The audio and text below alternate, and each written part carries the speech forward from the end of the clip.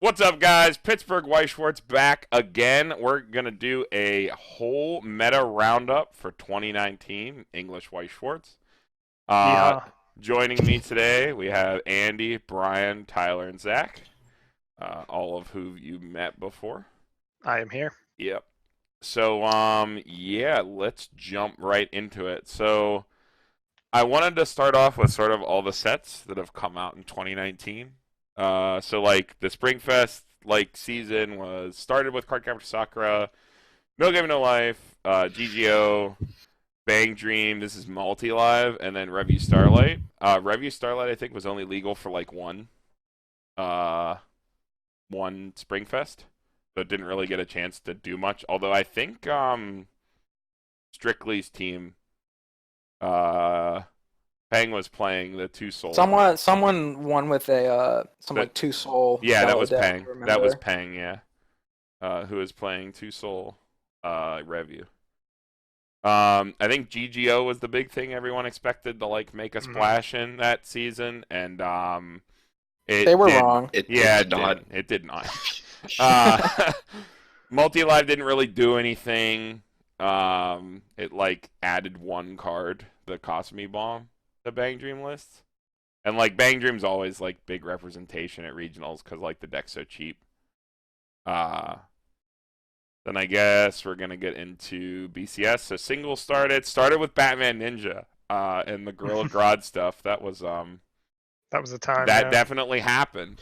It went from like A tier to like not Yeah, within a few weeks. yeah, that set's unplayable. I ReZero don't set know. two. Batman does pretty good, right? Eh? They It's do all fine. right. Tell that to Drew. It had some representation this season. It's functional. Yeah, It's it has functional. plussing. It has plussing level 1 combos and a finisher that may or may not work. And it has the whole reverse denial thing going on in the weapon deck. So I guess it has some unique stuff. Yeah, I mean it's not great, but it's good enough. Yeah, it's like it's a deck. Okay.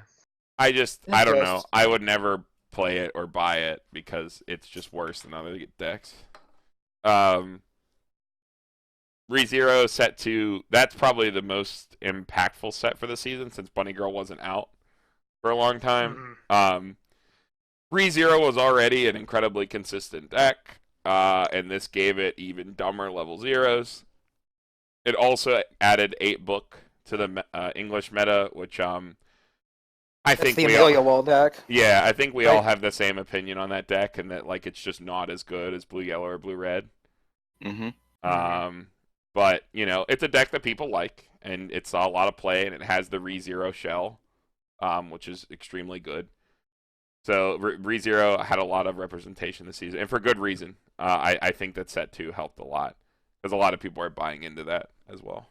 Yeah, for sure. Bang Dream set 2, not as much impact as you would have thought, but it also did come out like fairly late. It came out like 3 weeks before Bunny Girl, something like that. It was like pretty just about. soon. I think that's fair to say. Yeah. I mean, it added a lot of cards to the card pool, but the deck didn't really change that much. Even though like a lot of people switched out the Christmas Cosme combo for the Fever. Fever one. Yeah. The deck basically does the same thing as before. Mhm. You know what I mean? They just kind of like People are still updated playing a little bit. Mocha. Like, not many people are playing Yukina anymore. Like, it is what it is. Albuta rounding things out. It had some tops, but People were really excited for that one because it was Yeah. it was really the hotness in the JP scene. NJP, Yeah. yeah. So a lot of people thought it was gonna be really a big deal on English. yeah. And it can do things. It's not as impactful. Well, it didn't have the time. English. It didn't Yeah. have the time to It didn't have really. the time. Yeah. So we'll see how it fares over this next Springfest season. This next And year. then we have Fate sliding in there like a week before Worlds, or like 2 weeks before Worlds or so. Fate comes out. So yeah, a couple of people are playing this at Worlds. There were some unfortunate like pairings at Worlds that caused the deck to like not probably perform to the level that I think the deck like deserved to play, sort of. But it's new and it Yeah. only had one tournament to show up, and like people were definitely, in my experience at Worlds, people were playing sort of what they were comfortable with. Mm. Things that they knew inside and out, and like Fate is a new deck in the English meta, so Yeah. people weren't Mhm. as confident in bringing it. But yeah, I guess let's hop on to results. So as I bring these up, before we get into them, I want to thank Weiss Tea Time and Connor, Boats Don't Sink, for compiling a lot of statistics. Without them and their article and videos, wouldn't have been able to throw this stuff together, so thank you very much to them. I'll have links to those articles and Connor's stuff in the description. Weiss Tea Time's website and Connor's videos.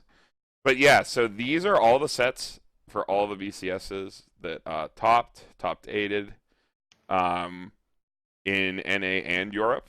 So this is like sort of the full spread. As expected, like Sal, Bang Dream, I think people who've been playing the game for a long time have Sal. The deck's still good, and Bang Dream's hella cheap. This is like, that's sort of why those are there. ReZero is the thing that stands out to me here. Yeah, That that's, there being that's, so a, that's, a lot, many that's a lot more ReZero. ReZero than I would think placed top 8. Mm-hmm. Love Life Sunshine, pretty staple, top 8. Everybody brings that deck. It always shows up in top 8. Mm. Whether or not it makes it through the whole tournament, though, is another story. Yeah. AOT 14. Remember that number as we go through these slides. It's some pretty shocking stuff. Remember that there were 14 total top 8s in AOT, because you're going to look at this here and you're going to say, oh, AOT 14, that's not that bad. That's not the whole story. Konosuba at 9. This is about what I expect, considering how people play English Weiss. Mm-hmm. I'm a bit surprised by that. I'm really surprised that Sword Art was so high. I figured the deck was a little bit, people were maybe done with it, a little bit outdated. Yeah. And I figured that Konosuba and Sunshine were the new hotness that were going to be at the top. Yeah, I'm So surprised. I'm a little bit it's under surprised 10. Konosuba's so low. I mean, I can kind of understand. People like to stick to what they know. Mm-hmm. Yeah, I mean, I don't disagree that Konosuba is the hotness. I think the limiting factor is that Konosuba is $600. Yeah, that's what I was going to get to. Like, Sal is a deck people have. Like, Sal might be expensive if you start from scratch because the cards are old, but people have had that shit forever. Like, Konosuba is relatively newer, and it's ungodly expensive. It's, like, more expensive than Sunshine now. Like, it's ridiculous it how is. expensive that What's deck so expensive in the deck? Or the Megamines. Everything. Megamines, Unions are $35 now. The, Like, the ambush unions, the trigger, the level 1 combo unions are expensive. yeah, everything ballooned in Everything. price. Yeah. Yeah, all the double rares in the deck are absurdly expensive now. Even like the runner, like wasn't the runner like $25 at one point? Like Yeah, a it's like- rare from set 1. What? Yeah, it's settled at like 10 now, but still. yeah. There was a point where the runner was 25 and the triple rare of the runner was $75. I remember that very, very explicitly. Was the set really short printed, or what's the deal here? original printing of set 1 was. But Yeah. But they then it had a got second- reprinted when Set 2 came out. But the reprint wasn't nearly at the level of the demand, I think. Yeah, Is and the then problem. the deck won Worlds last year. Yeah. Because everybody's like, oh, Konosuba, and then, like, not even the meta build that people are playing is the deck that won Worlds. Yeah. Yeah. Because, like, I don't know, that was really smart by that guy bringing that, because that farmed everything that was there at the time. But that's beside the point. Let's keep going down this list here. So GGO 6, GGO was a new set. People love Sword Art. People love GGO. I love GGO. And it's kind of like a poor man's Sunshine too. Yeah, It is. like It's like if you want to play like Sunshine, GGO is the cheaper version of it. and it's just like a heal looping deck. It's definitely like, I don't like the early play spam deck, but it's a deck that can definitely better player people. It just plays really slow.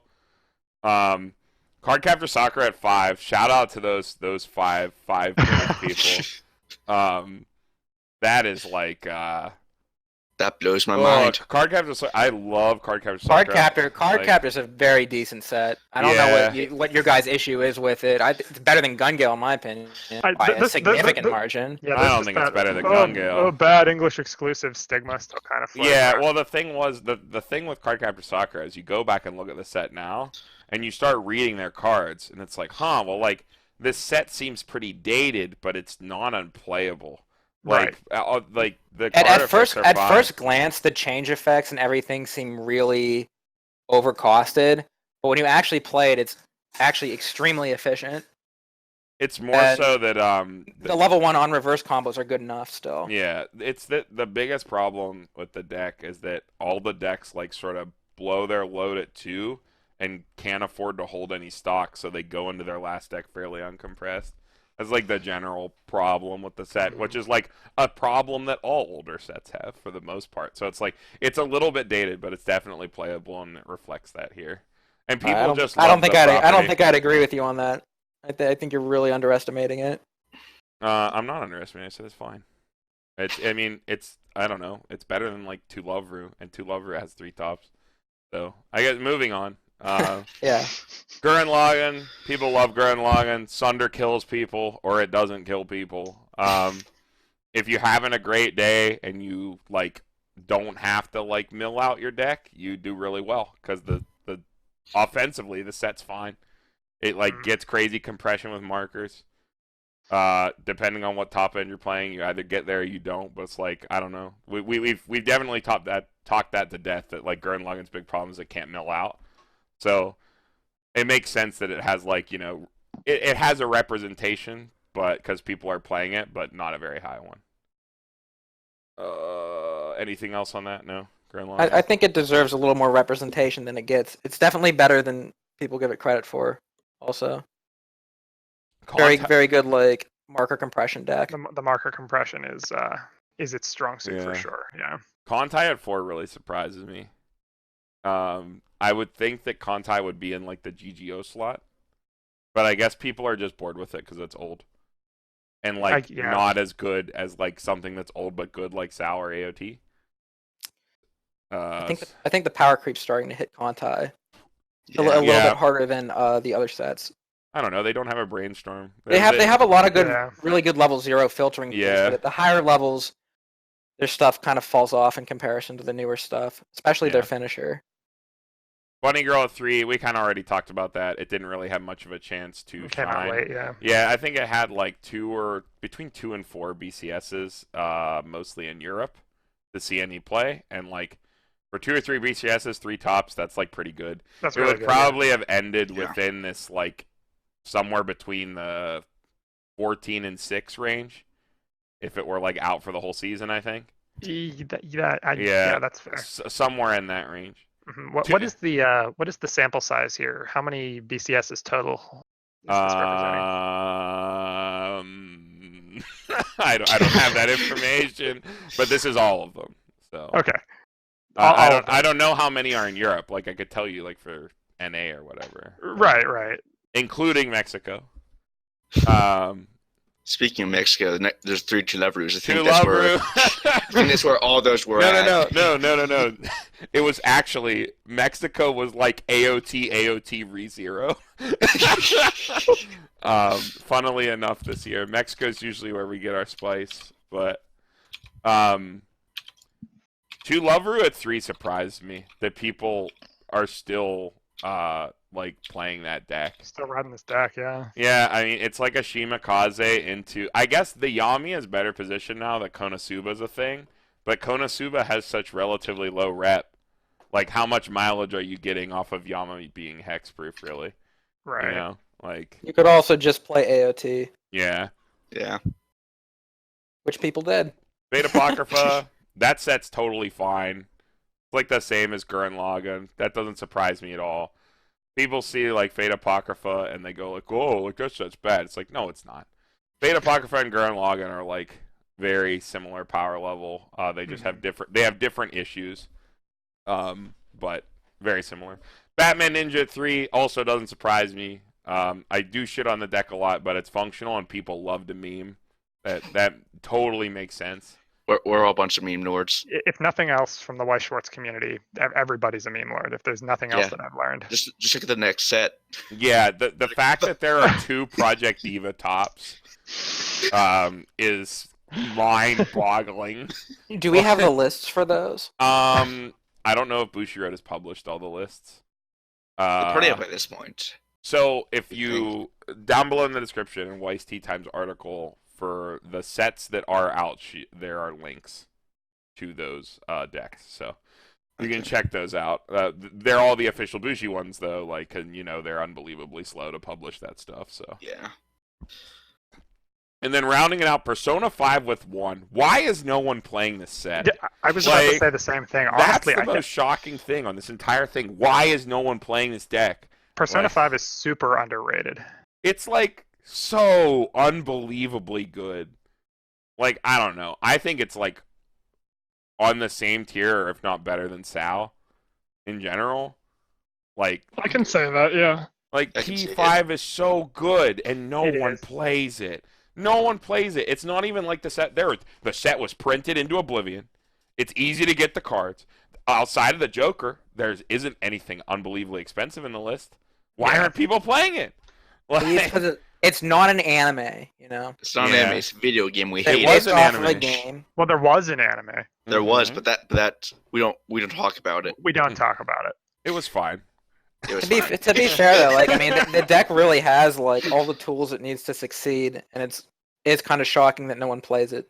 Yeah, it is Despite all weird. that, it's ridiculous. it That has a no one unique plays play this style set. too. So like, I Yeah, really don't understand. It definitely deserves to be higher than it is. it For like, sure. dude, it If you're has watching the, this, try P5. it has like the deck manipulation of like Warehouse Bang Dream, and then also has marker compression like Gurren Lagann.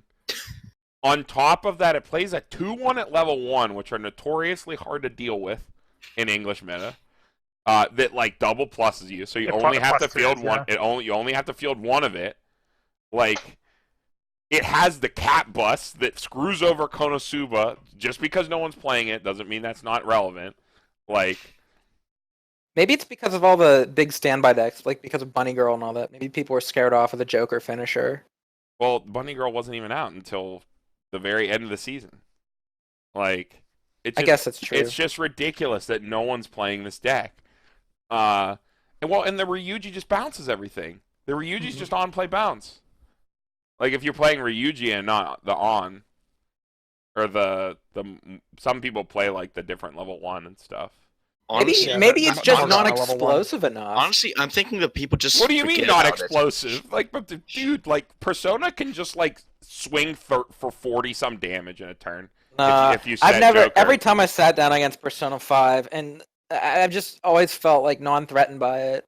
You have to. I don't know. Nothing about it is really like threatening to me. I don't know. You're if not that threatened by makes sense. Joker can burn you for 12. Yeah, but he doesn't. In 4 instances because He hits for zeros and ones. because good players can set that shit up. They mill down their entire deck to 4 cards. The last card they've set on the bottom of their deck is a level 3. Reveal the last card 3 times. Did you know that you can attack? Did you know that Joker can activate from the back row? He can. Yeah, you can literally at the end of your thing, Mhm. like, what was the meme I saw? It's like you move your climax card to reveal 2 Jokers in the back row after your 3 attacks. Like, you can just like the set is absolutely absurd and no one plays it.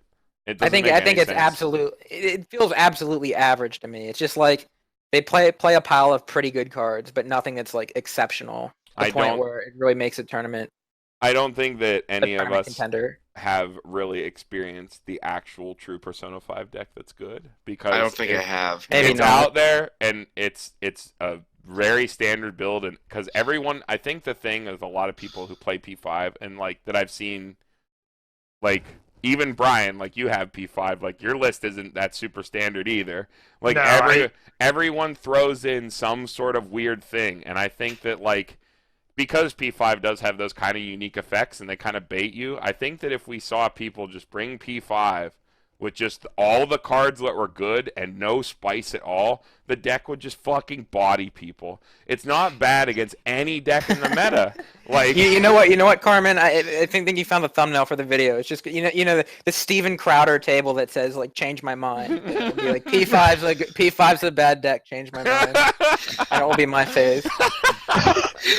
You know, that's fair. I mean, I can't argue with these results. It does only have one top, but Mhm. yeah, I think that's the general sentiment. Like, I think the deck is unbelievably strong, and to only see it be at 1, like, it's better than GGO and below of all these It's other better, decks. than, better than a 1.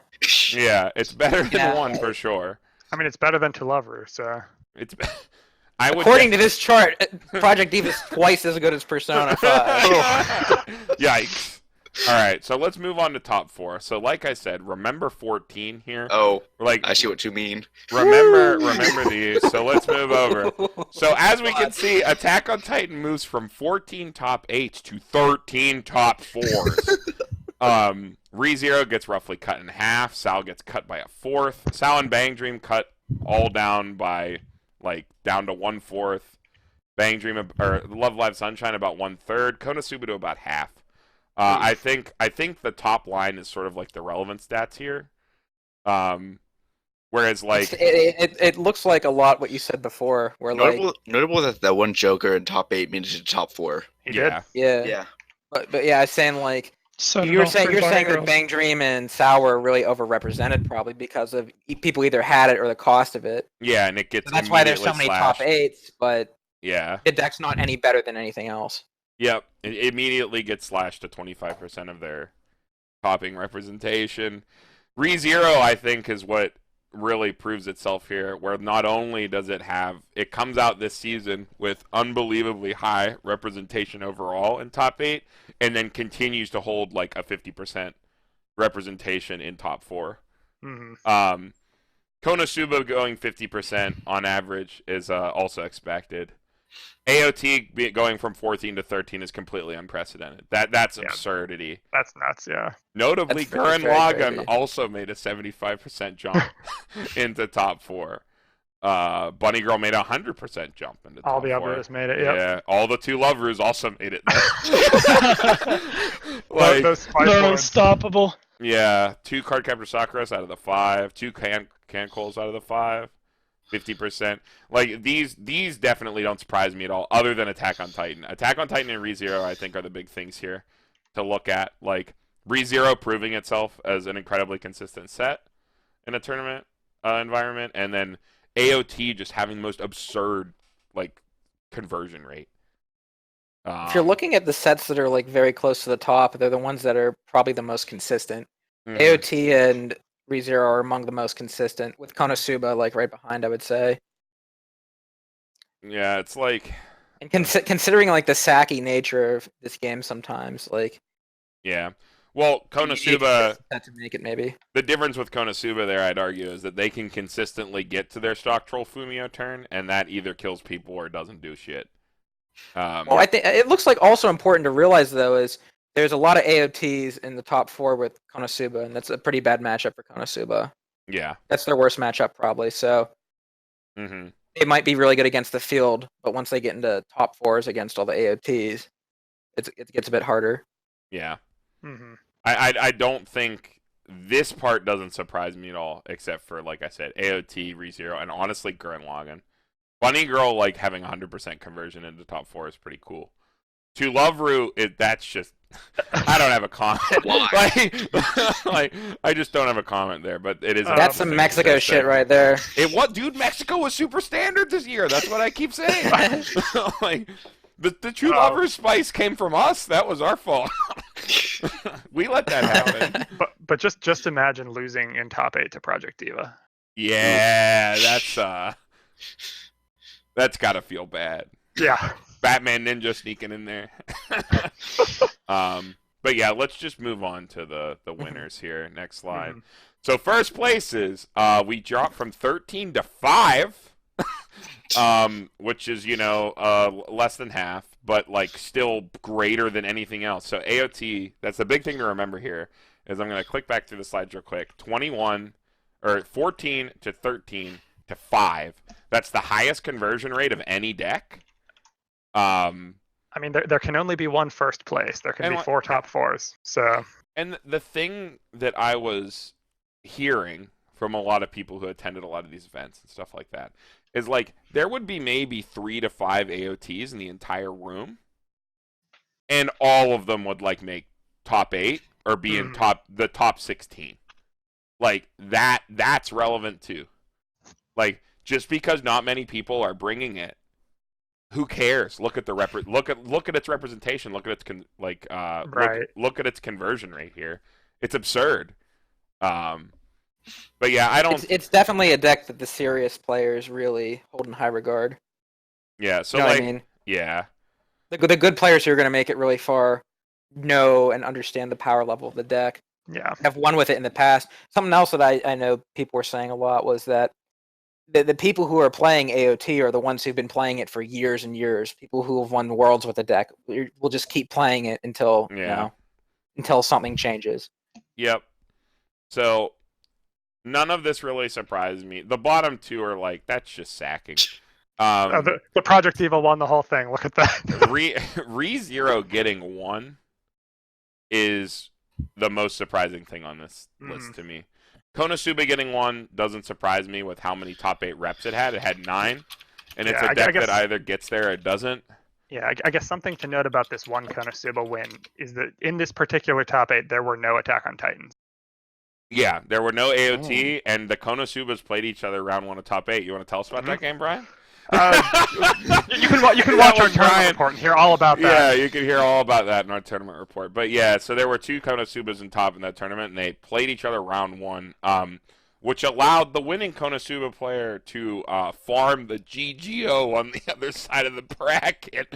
Oh, good. Yeah, good shit to Wibbs for that. Wibbs is the only Konosuba rep here, and he made it hella far at Worlds too. So, yeah, I mean, like, Sal LSS, that doesn't surprise me. It's Bang Dream being at 1 is correct. That's a deck that either just completely sacks out and, like, they push all their chips to the edge of the table and they win, or, like, more often than not, all your chips fall on the floor and you're broke. Like, that's just sort of how the deck functions. Albuta, that's a 33% conversion rate. It's pretty good into a win. Yeah, I mean, considering you said they were in for 3 or 4 events, probably Albuta was out. I might be misremembering this. I remember hearing about this event where this guy won with like a random pile of Albuta cards. It was large sack energy. Man, if I'm remembering give me this correctly. list.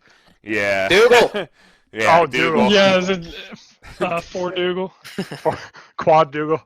But yeah, I don't think the AOT conversion rate is the most interesting thing here, and I think the ReZero, like, there's a story behind the ReZero win here too, where it was Riaz and Cameron, and like Riaz forgot to heal, which allowed Cameron to like push for game.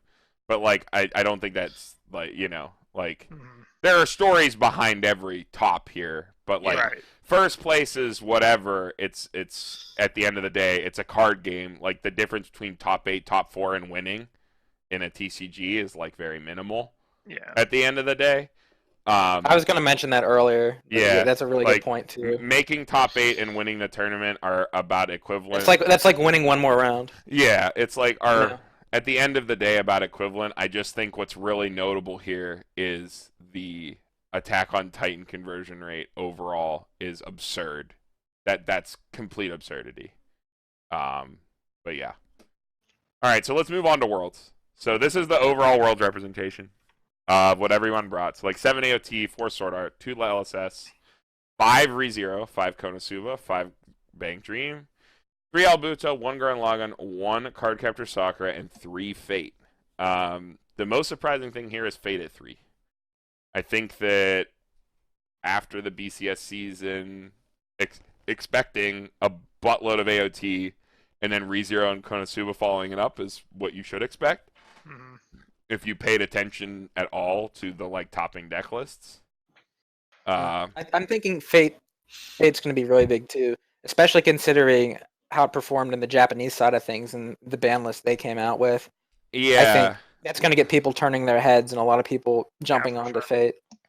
Fate being at 3 and like again the way the Swiss rounds shook out, because like I don't know, like going to Worlds, it was a clown fiesta from like start to finish. Like there was crazy shit happening everywhere, and like it's funny to like see, it's like you hear these people. I mentioned this the other day. You hear these people like on their armchair with like their monocle, and they're going, Cardcaptor Sakura making top 4. Oh, we're very, very incredible set and stuff like that. And like you're at the event, and you hear it's just like, yeah, that Cardcaptor Sakura guy just stuck a guy for 5. Like, you know, like it's just like a completely different experience. Not that happened or anything, but like as an example. You know, like you're watching these games happen and you see like this ridiculous stuff, and then you hear people talk about it like weeks later who have like no idea what actually happened, and they go like, "Oh, it's an incredible set. Look at its performance." Like it's just very funny. But I just wanted to mention that. Yeah, it's unfortunate that the Fate 3 and like no conversion to the top 8 happened. The Fates ended up playing each other, and there's only 3 at event in round 2. It was just like I think it was like Kit and Jason played each other, round 2 or 3, and like you know, that's like really the mirror is super cancerous. It like doesn't seem fun. Like most mirrors in Weiss, they pretty much all suck. I really think this representation chart now is like a little bit skewed. Like Fate, and like if we were to like give it a few more months, you know, push it down the line a few more months, we would see a lot more Fate and Bunny Girl. People would be more comfortable with those 2 decks for sure. Like I wouldn't want to take Fate to Worlds if I only had like a couple weeks and no time to test it. You know what I mean? Mm-hmm. So yeah, the people who brought it were comfortable playing the Japanese version, from what I spoke with them about. Mm-hmm. So they had experience playing the deck. They were just playing it in a different environment. Which, is neither here nor there. It had the representation, and it did. So, but yeah, let's. So what's like the TLDR here? AOT is still really, really fucking good. ReZero is better than we thought it was, and Fate and Bunny Girl have been out for like too short of a time to tell. Yeah, and Konosuba jumping to a higher representation for Worlds is also notable, as it should. Like these are the players who like take the game very seriously, so like they have access to the deck or can borrow the deck if they felt it was the right call for the tournament. So, all right. So moving on to the top 8 placings. So we got AOT at first, obviously. Congratulations to Riaz. We got Konosuba, Lamb second place, and who was the third place? I believe Wibbs was third. Wibbs was third. Yes, Wibbs was third because all the Strictly crew made top 8. Yeah, it was Wibbs. I couldn't remember for a second there. God damn you, alcohol. But yeah, AOT piloted by Riaz, Konosuba piloted by Lamb at 2, Konosuba piloted by Wibbs at 3, and then Cardcaptor Sakura, I can't remember the pilot. He was from Australia. It was one of Tim's locals, I think. I can't exactly remember. I remember Tim mentioning something about that, but. And then we got ReZero piloted by Cameron. From Texas. Who's this Konosuba? The other one? Do we remember? I don't know. I can't remember. Konosuba players. I'm sorry, last Konosuba. And then the other ReZero is Christian Yarbacher from Strictly Broken, and then the Bang Dream is Li Shen, who was on Fever Mocha. So those were like the builds. That was like the breakdown. But yeah, so I think a lot of people know this, but like in top 8, some shenanigans happened. Yes. The players were hit at time with instantaneous sudden death without forewarning, where they hit time and were instantly put in Weiss Sudden Death. If you don't know what Weiss Sudden Death is, it's the next player to take damage loses. So they didn't go that to sounds turns or anything? that sounds fair. Nope. Why? Nope. And none of the players knew that it was happening. It was messed up. It was really Yeah, that bad. sucks. Yeah, it was not great. And like even in the earlier rounds, like Cameron, I think people have seen Cameron and Christian's game. Yeah. By now, It's harder to forget it. that is that's just like some ridiculous stuff. Like like it was so bad to watch. It was Oh, like I which think one was there that? was like one cancel in that Oh, is entire that the game. ReZero game? Yeah, the Oh, that ReZero was so mirror. funny. The commentators are like, "We got 2 grindy control decks. It's gonna be a real slobber knocker of a game." Like 5 minutes later, it's over. Yeah, meanwhile, and it's the like guy's head's on the table. Like, what's going on here? What? Oh This is yeah, like, that was And this is again like the one Weiss match they actually put on camera. Yeah, you it's know? like it's They so don't give a crap unfortunate about for the us. game. It's just like you just watch someone become I waited up all night to see someone get sacked. Hey, it's okay. We went out drinking that night, so we helped Cameron get over it. But Oh, back here in the States, I went to bed sad yeah, it was after unfortunate. waiting for that. Feel So- bad for that guy. Yeah, not great. I heard some shenanigans also happen in Li Shen's game. He was mentioning, but I didn't see that one. Yeah, I think that's about it. I think people know what happened with Wibs as well, where Twitch chat so Twitch chat actually caused that to happen. Really? Yeah, Twitch chat was popping off about like that Wibs had taken Aqua, and unfortunately he like played it. If he hadn't have played the Aqua, Bushiroad would have probably like penalized him or gave him a warning. But because Aqua like hits the board, generated stock, and then also when it died, Mill2 was like irreversible game state. Yeah. Mm. It's just unfortunate that it was because of the like Twitch chat or whatever. That's what I heard. I don't know if that's true. Oh, that's a good thing, you know. Yeah. It's keeping the game honest, keeping the game fair, you know. Keeping the game honest and keeping the game fair when the round previously had sudden death without players knowing. Well, that's Also- like that's what shouldn't happen. Well, there were You also know, judges. A misplay getting caught is a good thing. Yeah. You know what I mean? It shows attentiveness. Well, it would show attentiveness. But Either- it's more attentiveness on the players than the judges. The judges Well, need to be more attentive. both players missed it, and both of the judges who were Hawkeyeing the game also missed it.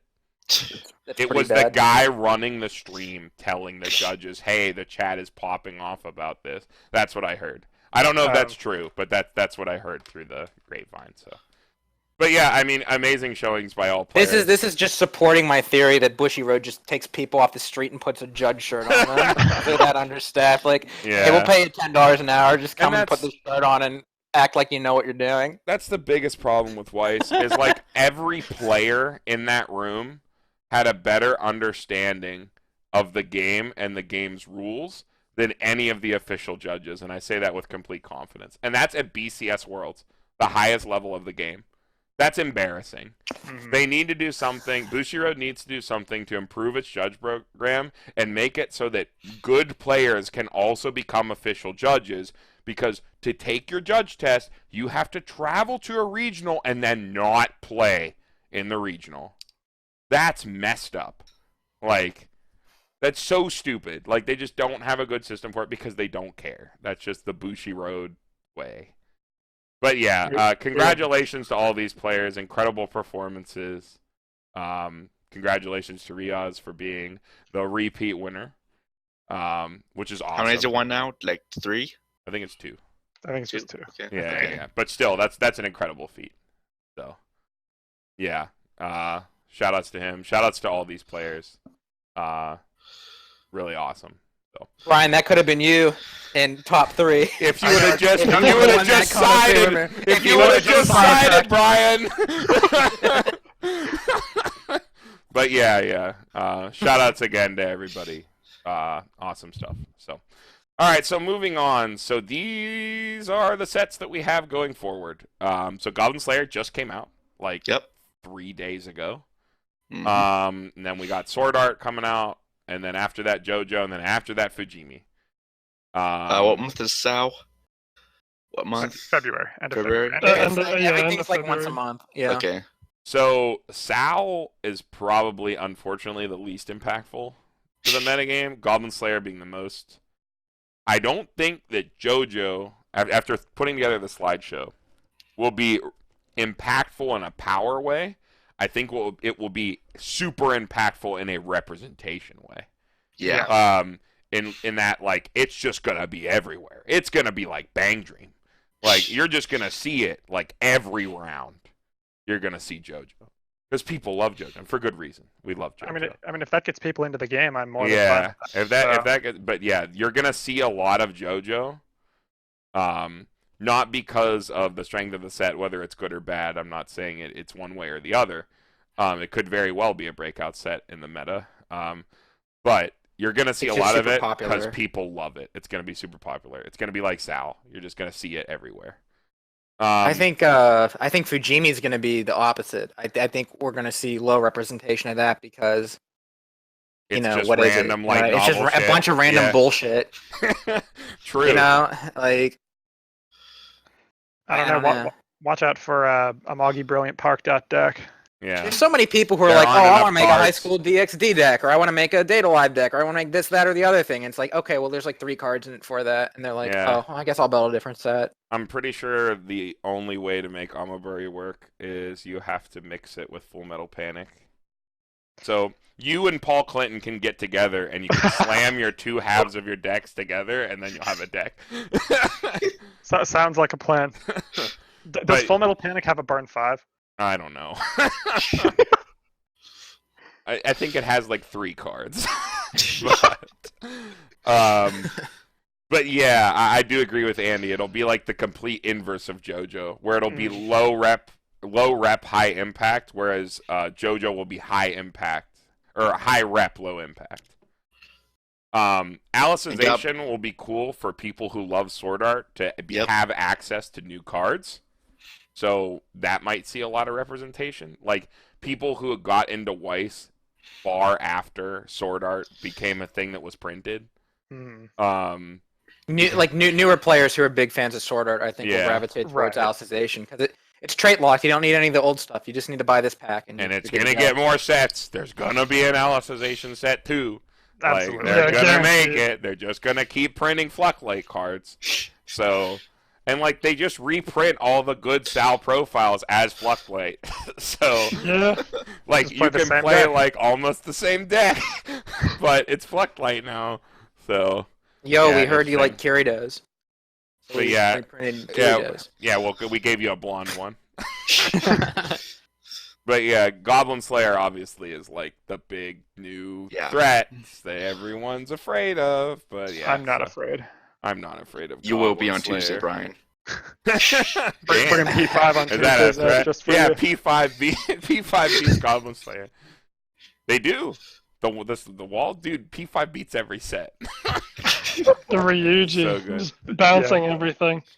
But yeah, I think in terms of like impact here, ranked of these sets that are announced, and I made this slideshow, and like literally like 2 days after I made this slideshow, they confirmed Bang Dream to be coming out in May. So if Bang Dream's coming out in May, Adventure Time is probably coming out June, July. So yeah, because that's just how Bushiroad operates. Yeah, did they? I vaguely remember them. Did they ever specify that it was summer for Adventure Time? Yes, they did. Summer Okay, then 2020, well, yeah. June's technically not a summer month. Oh, So July. July. Okay. The new Bang Dream set will likely have a large impact on the game. The deck that comes from that new set uses like very few old cards and is like a mono Poppy Paw Blue Gate standby deck that's like completely non-interactive, high rolls really hard, and has better Yukina as a finisher, and it's more efficient. Like That sounds yeah, like an impact. it's pretty because it gives the set a Ricky. It makes the zero game better. Like it gives Bang Dream a zero game that can play ahead better.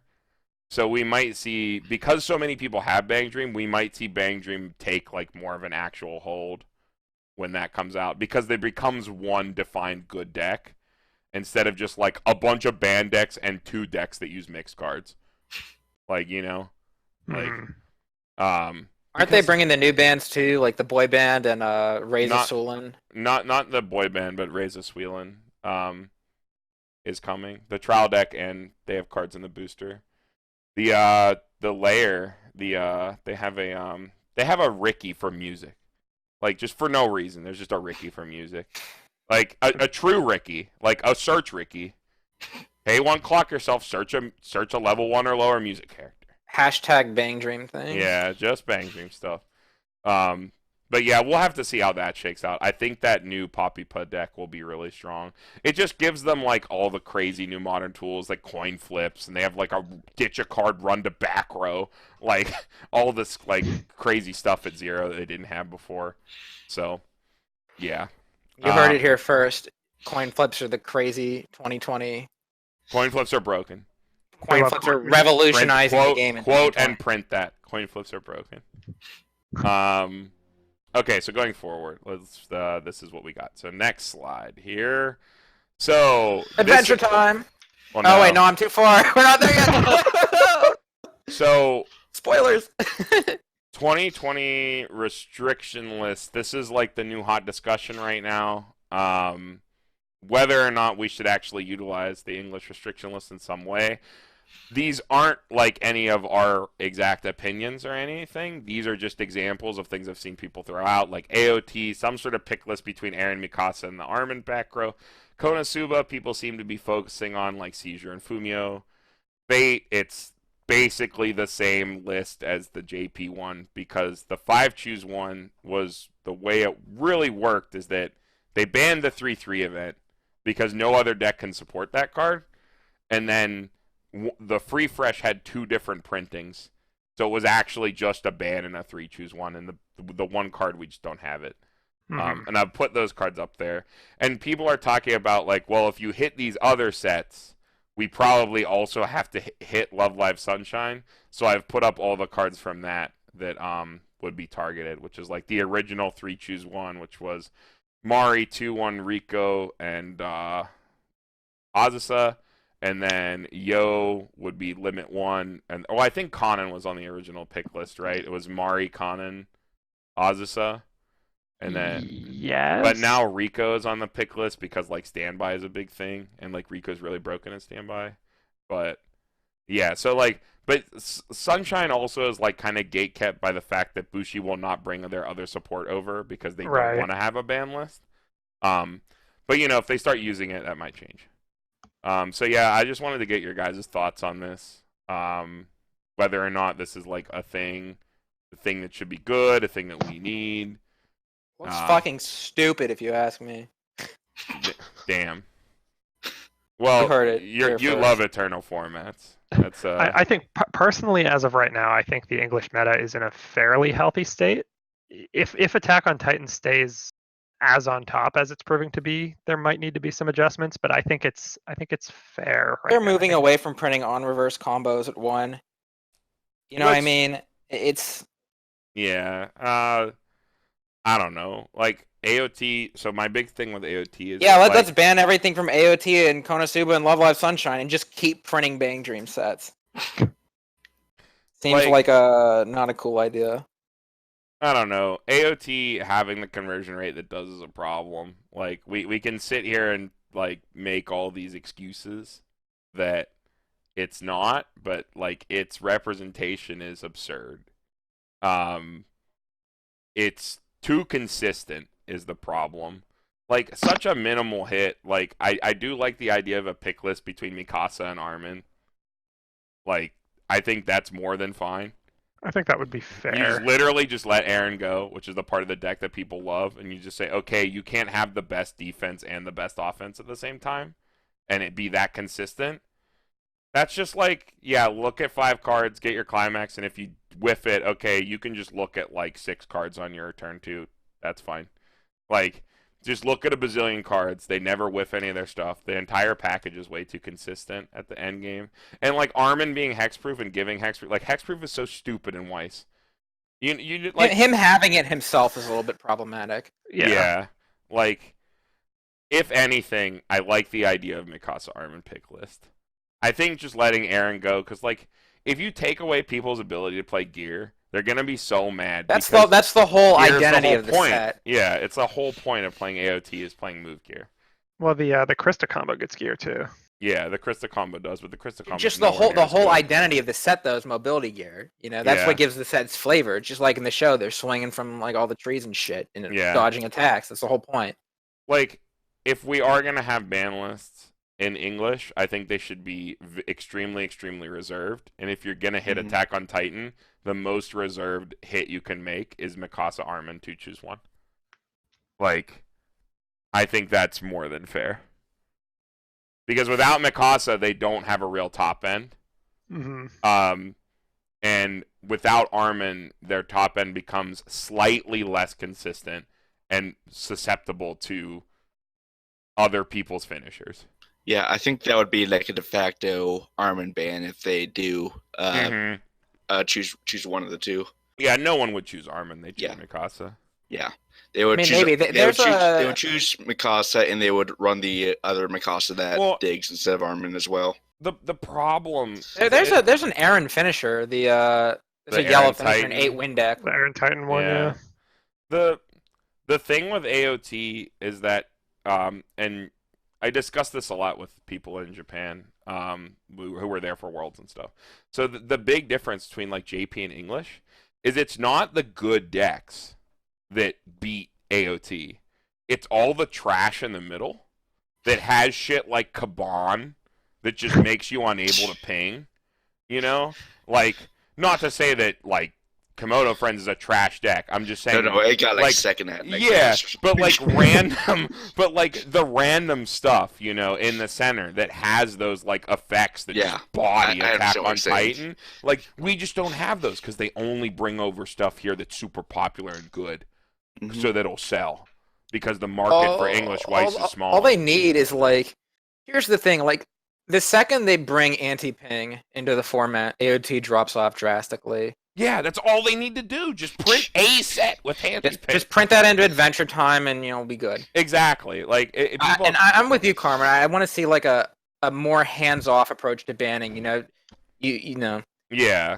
Take the conservative approach first. You know. Yeah. Maybe like as far as like Konosuba, like. I don't think either of those cards should be hit. I think they should just ban Ambush Union, and that's it. No, I completely disagree.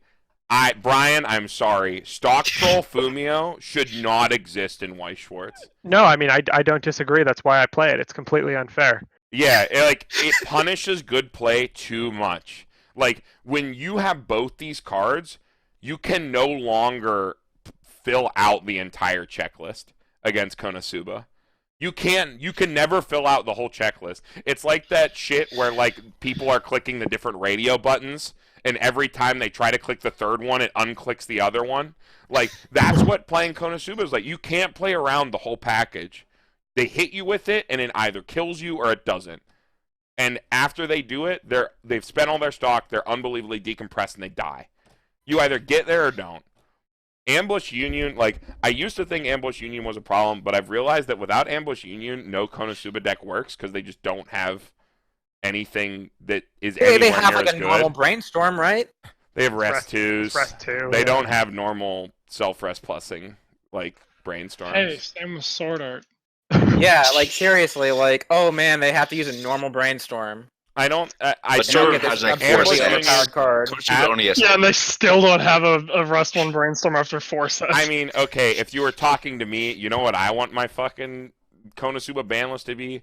2 choose 1 Seizure Fumio. You can only run like limit 3 Ambush Union, limit 1 Megumin. That's what I want. But, Limit 3? What the hell's the point of a limit 3? That's I like guess not. basically Limit 2. having 4. limit 2.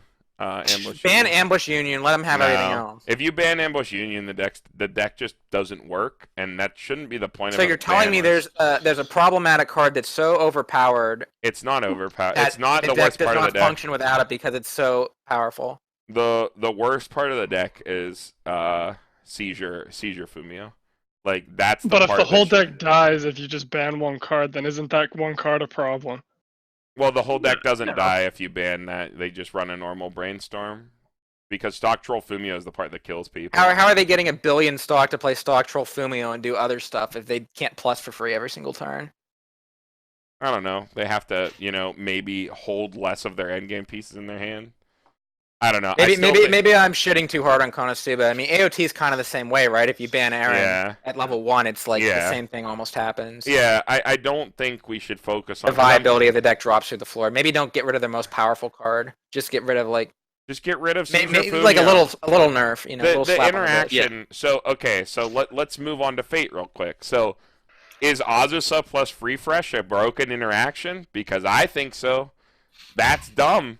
That's really, really dumb. Especially when your Refresh cantrips. Like if you want to talk about like a broken interaction being targeted, Seizure plus Fumio is a broken interaction. That is messed up. It punishes good play too well. Like, you know, it's just like, oh, I'm playing the game right. Oh, cool. Eat shit and die. Like, that's what Konosuba says to you. In the same way that, like, you can't really interact with Fate just, like, milling down its deck every turn, refreshing with, like, 8 and 20, and crashing its whole board, and saying, okay, no more damage. Like, that's not a real thing anymore. By the way, I'm also not taking refresh damage. Like, Fate, so, and that's the other thing, is people want to say, let's let Fate rock for a bit. If we, like, do this 2-choose-1 on Attack on Titan and Konosuba, Fate just gets to run hog wild. Mm-hmm. Absolutely. In the same way with Love Live Sunshine. Like, Love Live Sunshine without this stuff just gets to do whatever it wants. Yeah, there's like... The format seems like pretty healthy right now. Like, yeah, there's a lot of really powerful stuff, but everything's really powerful, you know? Yeah, the And powerful like, stuff is all differently. And everything's broken, you know? Power creep, yeah. I mean, that's what JP is like. JP is like everything's broken, so no one's broken. It's the and they have a Comes restriction. Adventure it's classic Valve balancing versus Riot balancing. If people are familiar with that term, I am where not. it's like, okay, I think it's just you either nerf everything or you just let everything be broken. Yeah, Valve lets everything be very strong with what is it? What's their fucking TF2? Dota. No, Dota. Dota? With Portal Dota, two. they let everything be very strong, whereas Riot tries to nerf everything and make everything very weak. So it's like different like theories of balancing things. But yeah, I just wanted to bring this stuff up because this is the new hot discussion right now, and I think it's worthwhile. What's so like? How about this? Like, what's everyone's final thoughts? Do you think there should be a ban list or not? And if you do think yes, like, what should be on I it? think there should be a limitation list, but no ban list. Well, ban restriction list. What restriction list? Let's go with that. The broader Yeah. term. Well, Andy, you start. Oh, that's a lot of pressure. I think the people who have an issue with the game. Let me put it this way. I think the people who are crying for ban lists are the people who've been playing for years and years and years, and are just tired of seeing AOT. They're tired of seeing Sword Art. They're tired of seeing this, that, or the other thing. Mhm. But like having only been a player of the game for, you know, over maybe a little over a year, it's like, you know, I'm not like worn out of anything yet. So it's like everything seems like pretty equally powered. And again, when you have a dominant strategy like an Attack on Titan or a Konosuba or a Love Live Sunshine, the more powerful decks they introduce to the pool will dilute the relative power level of those decks as well. So I think Bushiroad's been very good about like releasing powerful sets going forward. We're getting Goblin Slayer, which is absolutely right up here with the rest of them. Sword Art, or what's the other one? I thought we were getting The 10th anniversary. 10th anniversary isn't coming. No. a I'm bit, talking about if English it comes at all. specifically. But like Goblin Slayer is going to be an S tier deck. The Yeah. next, Everyone next knows. big Fate. one is Bang Dream. Bang Dreams all consistently get shots in the arm like yeah. twice 2-3 times a year. Yeah, true. And then everything else they're releasing, like I got to go back a slide, like Alicization, JoJo's, Fujimi, and you know maybe even Adventure Time. Like these are all like A tier sets that can like, you know, they might not be the top tier, but they're definitely going to be tournament viable sets. Right. Yeah. Like I haven't really seen Bushiroad release a shit garbage set in a very long time. Even the quote unquote bad sets like Card Captor and Batman are still, you know, they clearly were able to win tournaments still. Right. Yeah. I mean, they topped BCSs. So They had an impact. If you ask That's me, I would really like to see Mikasa Armin 2-choose-1. That shit is just way too consistent at the end game. You get the best of offense and defense at the same time. I think it's a bit too much, especially because there's nothing in the English meta to turn off pings. If there was something in the English meta to turn off ping 1, I don't think we need that. I mean, there kinda is. It's just not super consistent. No, the Gungale one isn't real. I'm talking in memory, no ping ones. That's how you hate on ping. We don't have it. If we get memory snow, then there's no need for a choice list, in my opinion, because they have the anti-ping and all that stuff. Konosuba, I think, should 100% get hit here. Like, Stock Troll Fumio shouldn't be a thing. It punishes good play too much. I don't think any other part of the deck is a problem. I think it's literally these two cards. They need to get put on a pick list. And you pick Seizure every single time because it's the more broken part of the combo. Because Fumio is, like, easier to play around than Seizure. Like, Seizure is just hella dumb. Because you can do it on the turn going into your thing and, like, screw their next deck. Like, it's the better pick. So it's literally just a ban on Fumio, and that's fine. Like, whatever. Like, I just think this package, this 2-card package, is too dumb to exist. Fate, I would like to say let's let it rock and see how it goes without the 3/3 event, because after sitting across from the 3/3 event, like the fact that the deck can get 2-turn now is like a big hit against the deck. So I have to see how that shakes out, but like. Free Fresh and Azusa is still super strong. Like, maybe just a 2-choose-1 on Free Fresh and Azusa. But, you know, who knows? We really have to see how that shakes out. Because, like, when you put those things on a pick list, then you also make the other Fate decks bad, too. Because they don't have the, like, tools that 8-bar does, you know? So, like, you just become unable to play New Coin Flip because of the restriction list. You become unable to play, like, random Saber Shiro Rin builds because you can't play the Shiro Avenger anymore. Like, and that's not fair to those decks because we're targeting specifically 8-bar here, you know? So, like, it's hard to, like, center in on the one deck that's really strong. So I don't know about that right now. Love Live Sunshine, I think you can probably let it rock, but a limit on Yo to 1 would probably be fine if you were going to hit this other stuff. If you're not going to hit anything, don't hit Love Live Sunshine. Like, but, you know. The worrisome part is, you know, all these decks are powerful, but, like, if these decks get bans, like, ReZero and Bang Dream will just... I feel like they'll just completely take over. These decks... The compression game that ReZero plays is also, you know, unfair in a sense, but it's just not as in your face about it. It's a lot more subtle with its power level. The only way to really screw it over is Stock Troll, and the only sets that have it, if you remove Seizure, well, they'll still have Seizure because you'd pick Seizure. It would be Konosuba could do it, Fate could do it, Bang Dream could do it. And in Bang Dream, the issue also, another issue is they have such a vast card pool that if you ban one thing, there's certainly something that could take its place, but even if they have nothing that's egregious in power level, it's like just everything is such a well-oiled machine. Yeah. And like with the set 2 coming, they'll have a better Zero game to lead into their other good cards. So. All right. That was it for me. Brian and Zach, do you have any? Tyler? All right. Yeah. I kind of covered what I was getting at earlier. I think the English metagame as of right now is fairly healthy. I don't think there's anything that needs too much attention. I actually haven't had a lot of experience. I don't think I've played a single game actually against New Fate yet. So that's something I have to do at some point. But I guess if there were to be any bans or restrictions, I would lean towards some very light restrictions. Like, I think the Mikasa Armin is fair. And as much as I'm reluctant to admit it, I do think Seizure Fumio is a fair 2-choose-1. Yeah. Being an AOT fanboy, I'd also agree that the Mikasa Armin thing's completely fair too. Yeah, it's definitely I agree. I would rather that there just be an anti-ping coming into the meta to deal with the overrepresentation, but I understand that if it doesn't, then this may be necessary. Yeah. Yeah, I think that's a good way to put it. Tyler, anything else? No, I think you guys hit everything. All right. Okay, let's move on.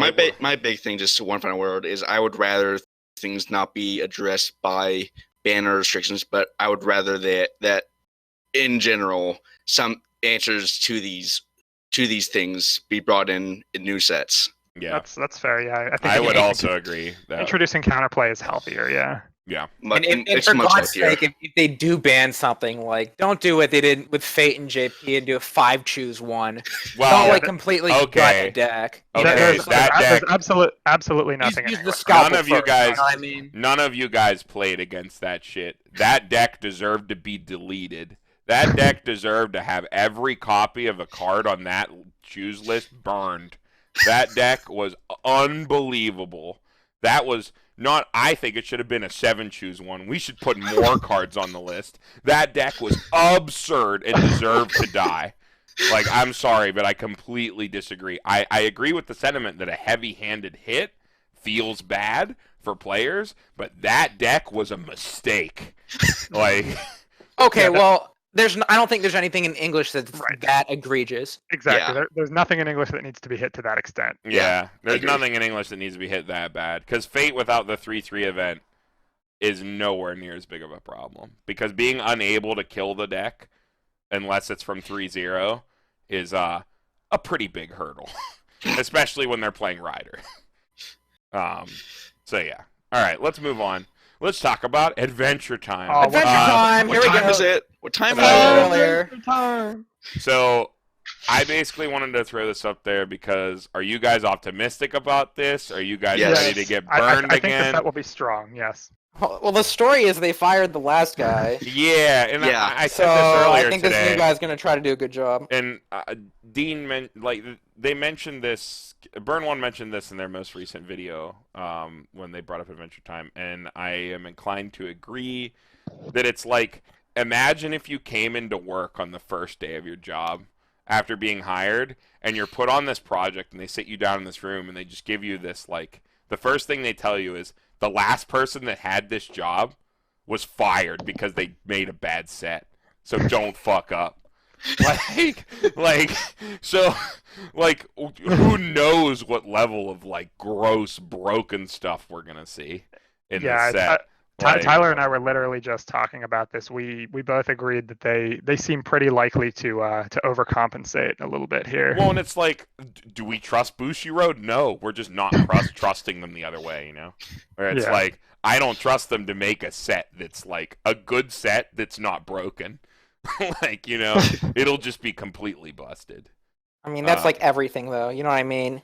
Any of the top decks that we were talking about needing bans or things that are like busted. Yeah. You know? Mm-hmm. Oh, can't wait. Busted or it's not. Being good is just not good enough. Do you think to bear Finn? So do you think a busted Adventure Time would be good for Weiss, or if it had effects that were meaningful instead of just broken? Yeah, it depends on to what extent it's busted. Yeah, it's because there's a chance that this will bring a lot of new players into the game, and this will be their first set. This will be their introduction to Weiss. Yeah, it would be a really good chance for them to print something like an anti-ping or something else that could maybe answer one of the other unchecked mechanics that the format has at this point. I just don't trust them to do that. They're just gonna make a set that's completely overtooled. Like and that's like almost like a good thing too. If they're not banning things, then just adding another powerful set to dilute the other sets. My fate to bear Ice King. It also has merit to it, I guess. I can't wait until they reprint Japanese 8-bar Fate for Adventure Time. 8-bag. 8-bag. Yeah. It's like I am excited to see what comes from this set. Yeah, so am I. Like, I really hope it is broken because that's so funny. So, like, the big difference with Adventure Time is, like, unlike Batman Ninja, like, Cardcaptor Sakura is like, okay, that's just a letdown, right?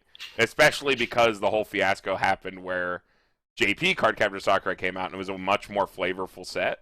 Like not even like considering the power level difference of the set, it was so much more flavorful in JP. Batman Ninja is just like garbage, completely garbage. There's no flavor in the set at all. It has one little jank mechanic in it that doesn't have any flavor to it. It's just like a letdown on all fronts. It's a weak set, doesn't have any flavor. The art's terrible. Like, what, you don't like that Harley Quinn the vanilla? set has no value. You can The oil painting. you can buy cases of Batman Ninja for $400. Like that's like, what is it? That's like what, like 1/3 Like 2 playsets? Yeah, it's 2 playsets plus foils. Set's garbage. A There's case no is money only in it. 400. Wow. Yeah, you can get like $400-$500. You can get a case. I am fairly Amazing. confident that the majority of demand for this set is fans Like, collecting. yeah, it's like, so you come to Adventure Time, and you're like, Adventure Time is so funny. Like, the fact that this is, like, unlike those sets where it's just like, oh, it's a letdown or whatever, it's not funny. Even if this is a letdown, it's fucking Adventure Time. You're gonna have faces with just, like, Finn's weird fucking, like, face on it, and, like, I'm gonna attack your Harley Quinn with my Jake the dog. it's just like, I you're can't gonna wait. have all these cards with this hilarious art on them that just, like, look completely out of place in a game like Weiss. Like, this is just so funny that this Hey, is at a least set. it's an animated series too. I mean, Yeah. Batman kind of fell out of place, but I mean, Adventure Time's at least a cartoon. Yeah, so Mhm. I'm excited. I'm hopeful, so- but not in the way that you'd expect. Like, they're gonna fuck it up. I just want them to fuck it up in a funny way.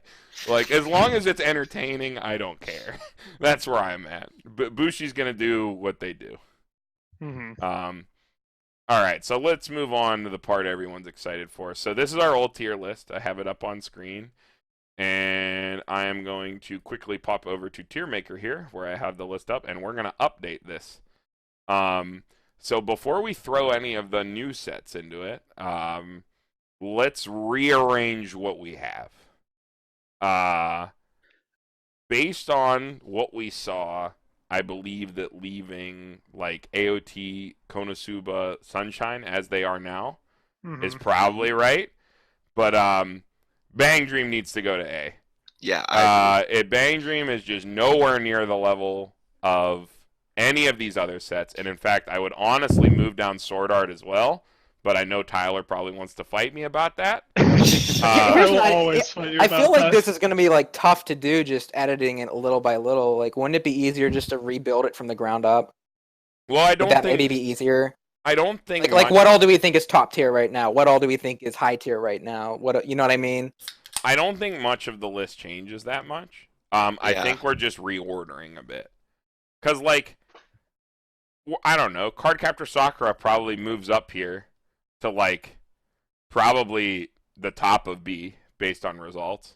Mhm. Like- I think Kantai drops to B. Yeah, Wow. I think Contai drops to B.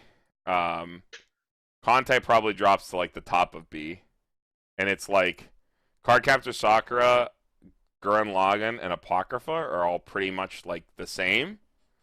I want to drop No Game No Life, but Andy will fight me on that. To Love Ru, probably the top of C. Batman Ninja right behind To Love Ru. I guess we have to move up Project Diva behind Batman Ninja. No. Yeah. No. No. Oh, Okay. you know, we should Yes. move up to Skya. So hear me out. Before we get into Sal, because I think that's the next talking point here. ReZero in front of LSS. I think. No. Yeah. Yes. 100%. You cannot argue with those results. The set is too strong. It's so strong. It's so consistent. As a tournament deck, if we're talking about a tier list in terms of decks that are these S tier sets are sets that consistently top events, consistently win events, ReZero has to be up there. Mhm. It has to I be an agree. S I tier agree. set. It's up there, but I don't think it's better than Sunshine. It's so much more consistent than Sunshine. Sunshine Yeah, is like high roll incarnate. Like Sunshine has a shitload of like good cards with great effects, and they have an incredibly good finishing power. ReZero has a bunch of good cards, but they don't really have a finisher. They don't have incredibly good finishing power. They They have just high sit roll at 2, finishing though. power. They have high roll finishing power. If you whiff, that set does nothing. Like, speaking from experience, if you just don't hit your yo burns, you just don't win. You just lose because your deck can't. Yeah, do but your anything whole else. deck's built around hitting it. Yeah, but it doesn't work that way because Weiss's game, where variance is insane. Where you know what ReZero doesn't have? Variance. That's its strength. I think it deserves to be above Sunshine at this point. I agree. It just has I the agree as results well. that Sunshine doesn't have. Like, ReZero has all these results.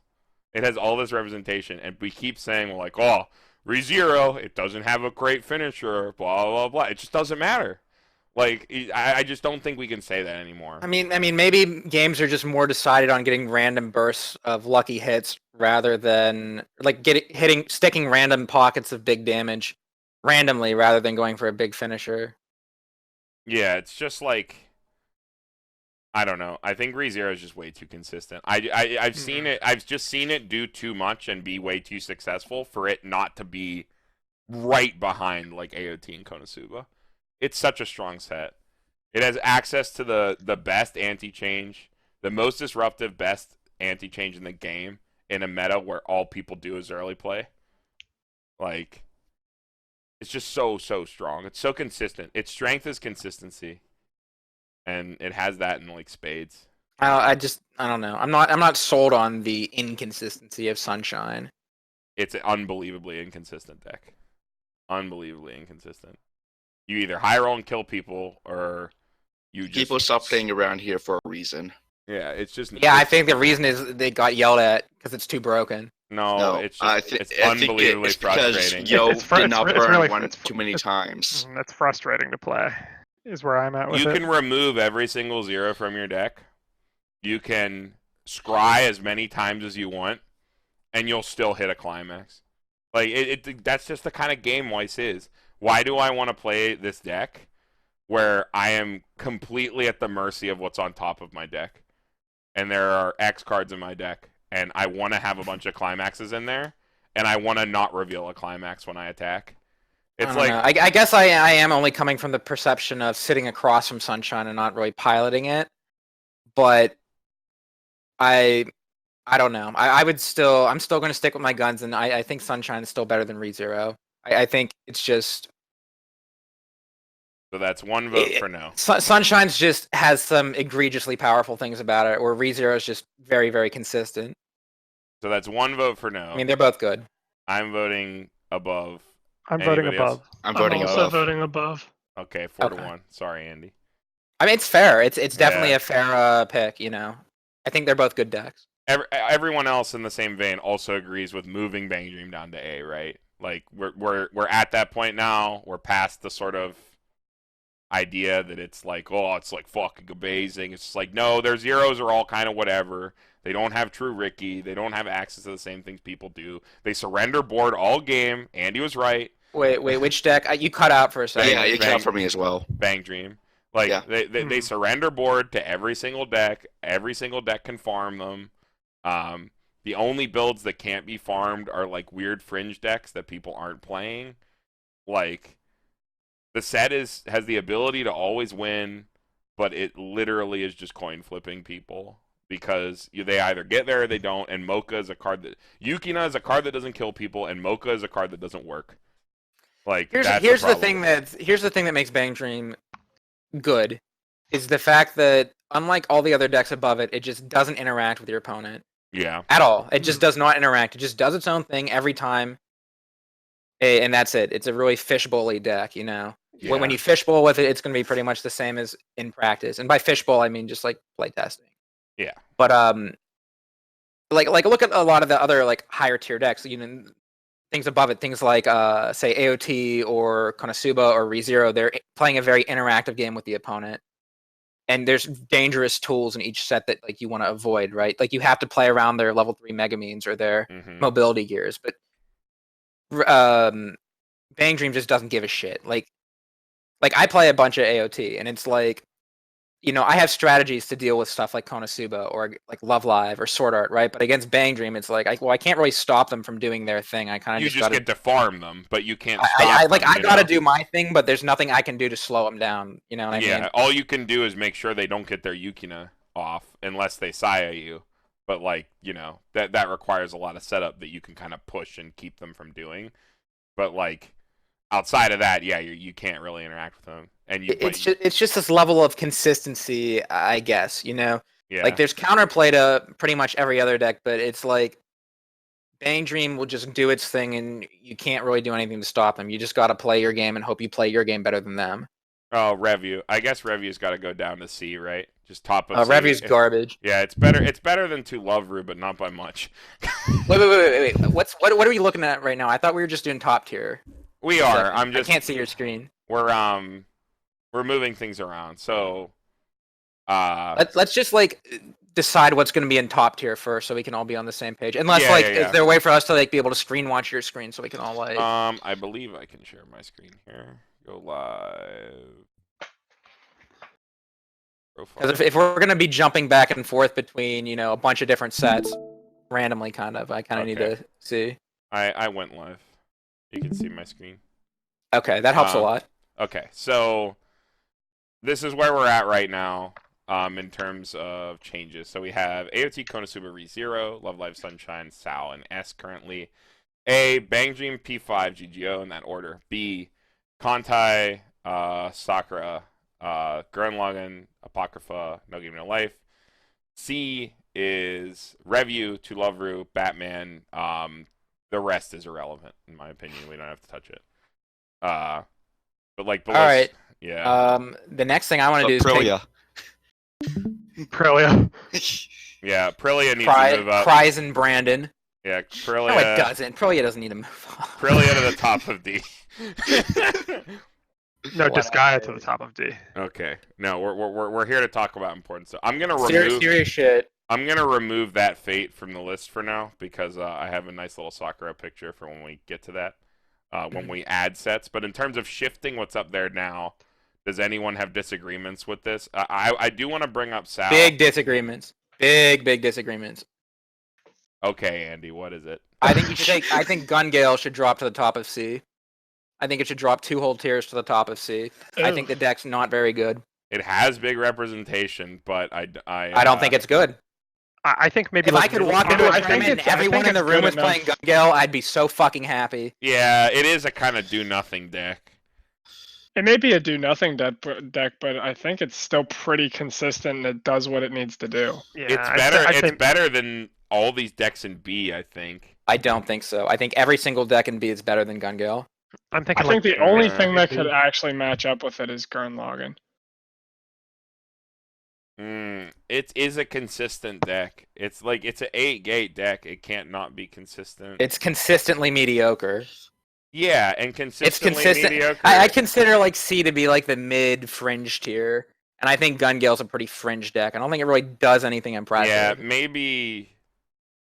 It's not. I mean, that's my opinion on it. You know what I mean? But okay, well, my opinion is that No Game No Life is also trash, and that Gun Gale is much better than No Game No Life as a set.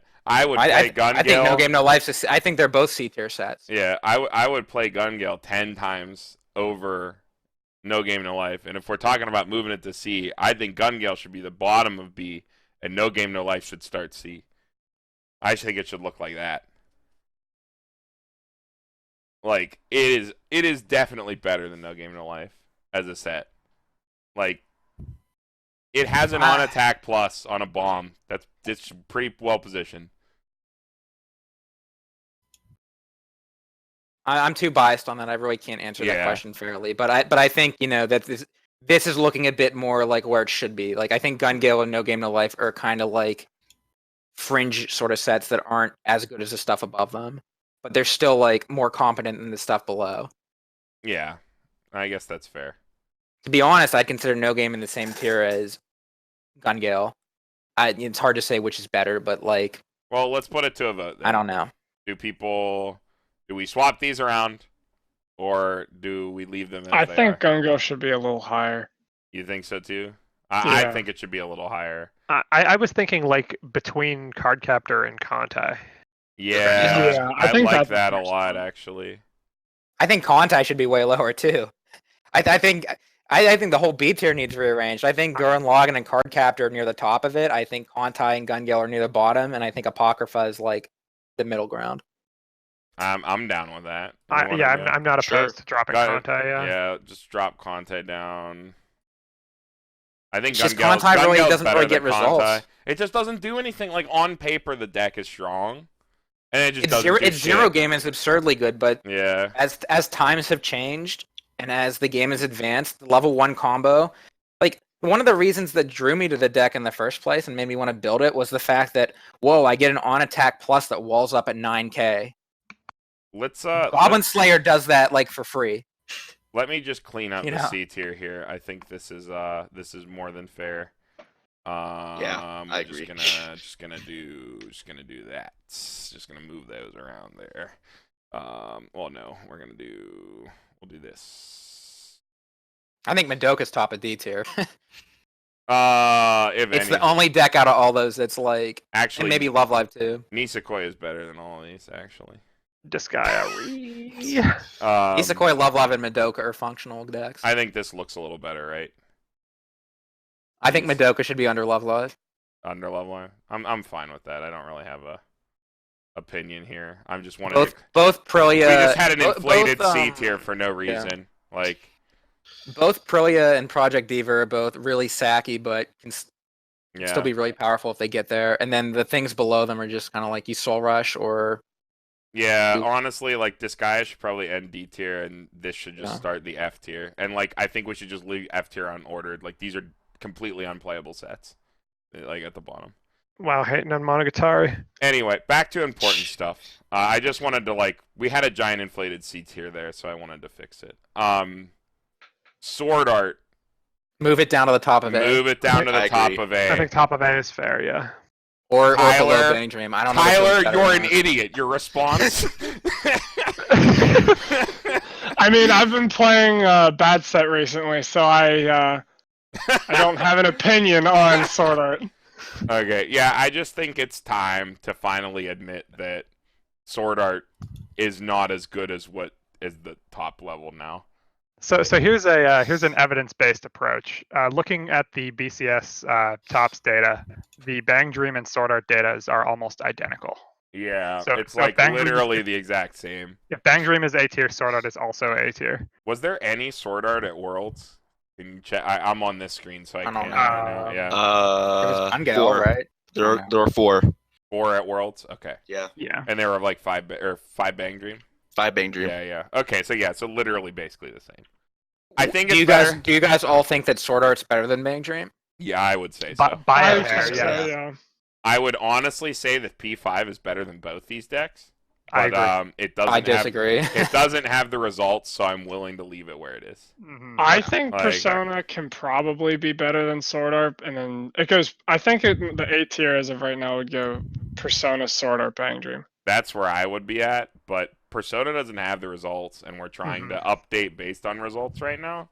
Okay, So yeah. let's I think We'll leave it at Persona that. 5 is like a dark horse rogue pick for A tier. Like we all think it's a good deck, but it hasn't really yeah. put up results. It doesn't have the results. I I do guess like that's why this, it's just sticking at the bottom of A. this SAB, like these tiers look a lot better now. That's fair, yeah. I think these are more on the nose.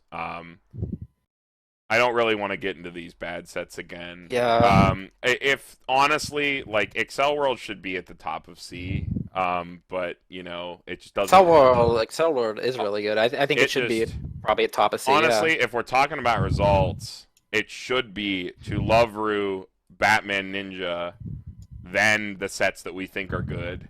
If we're talking about results here, Review should be at the bottom. It doesn't have any results, but we know it's a playable deck. Same with Cinderella Girls. Excel World doesn't have any results because people play AOT. No Game No Life is a set that has unbelievable like anti-meta bullshit, and no one plays it. So I think these are all fine to like round out the C tier. It's just we have to put Two Lover and Batman Ninja up here because they actually have results. Do we really think OG Love Live is like in D? Don't they have like? Isn't it like pretty solid? It's I it's think not we a pile thought of about it at cards. the time because we were coming off of Band League, our Band League. But the deck's bad.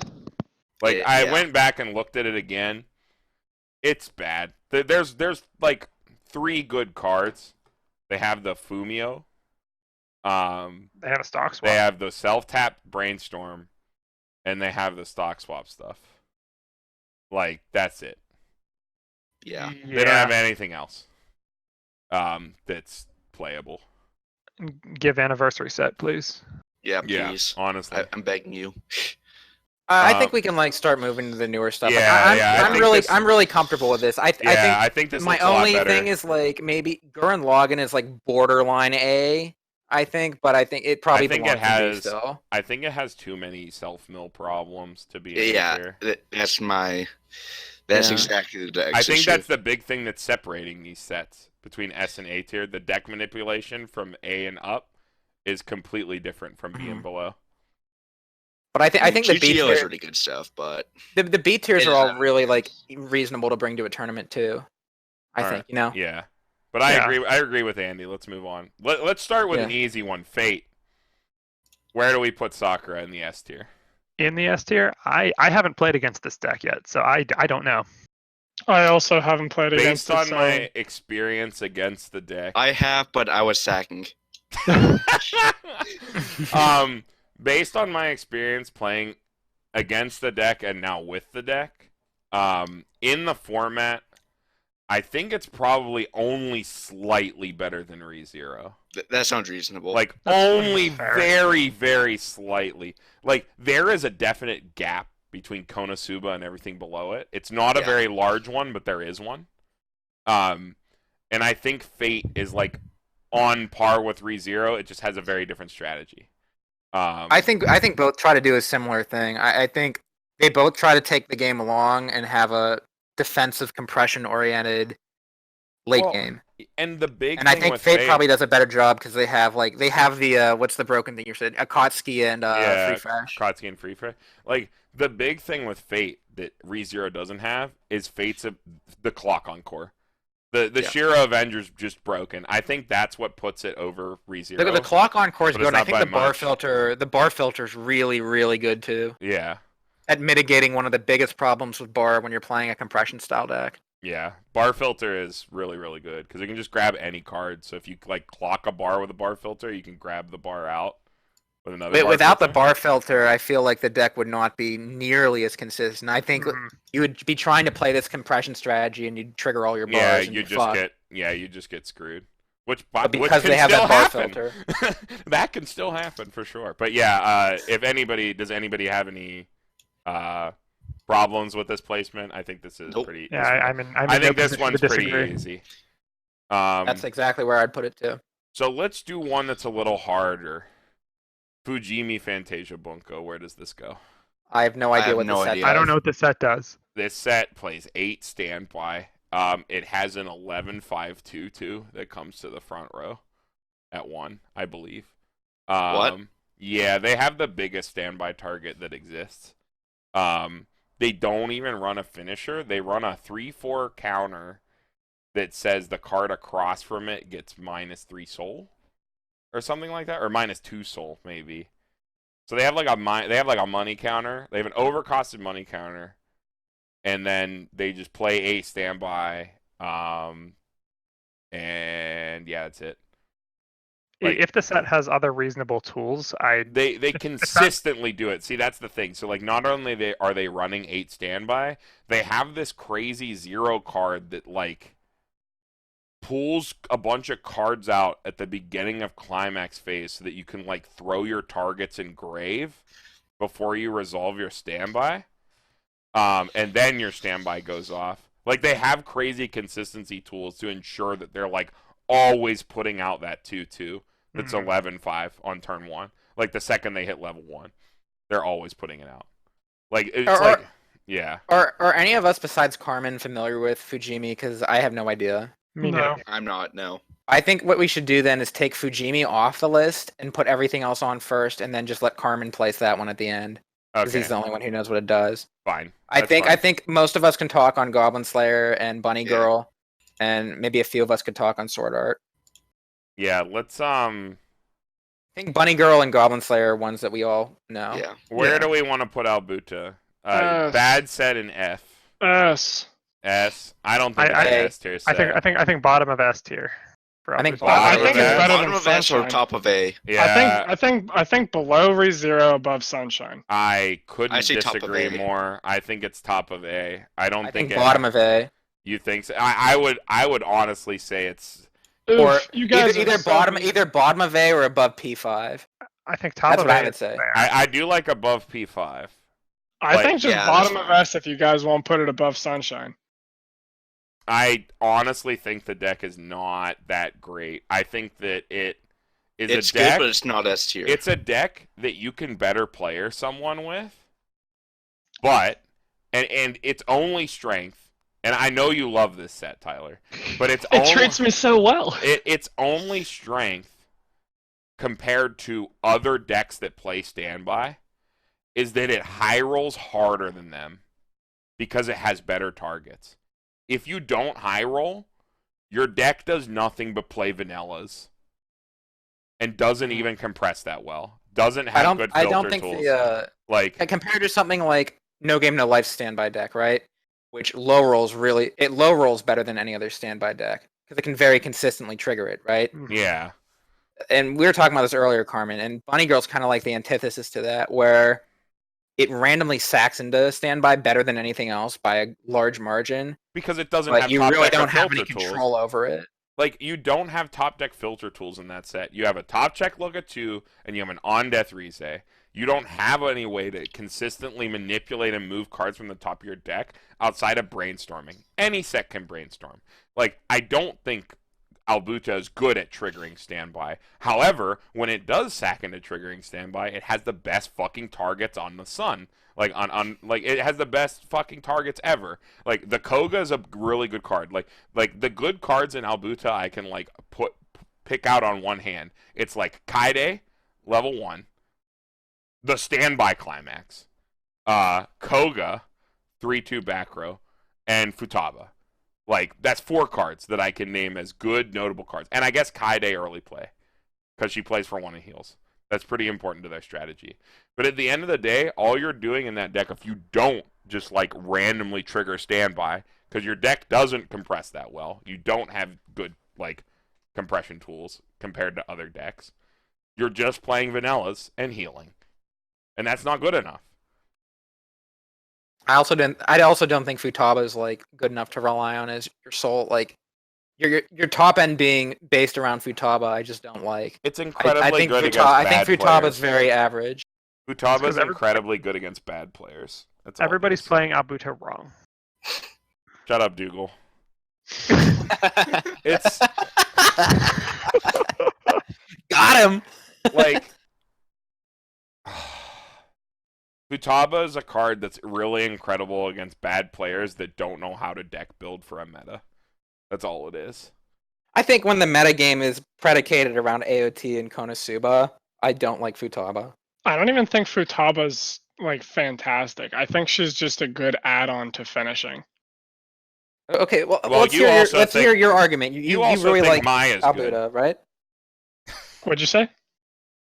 I think me and Carmen have been like kind of smack talking the set a bit. I want to hear you think very highly of the set, Tyler. I want to hear why what you think's so great about it. I'm interested in your opinion.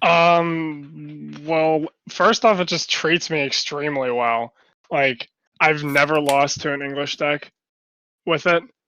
I beat you with Tyler's AOP. with it. sacking. It happened. Tyler's sacking. Did it?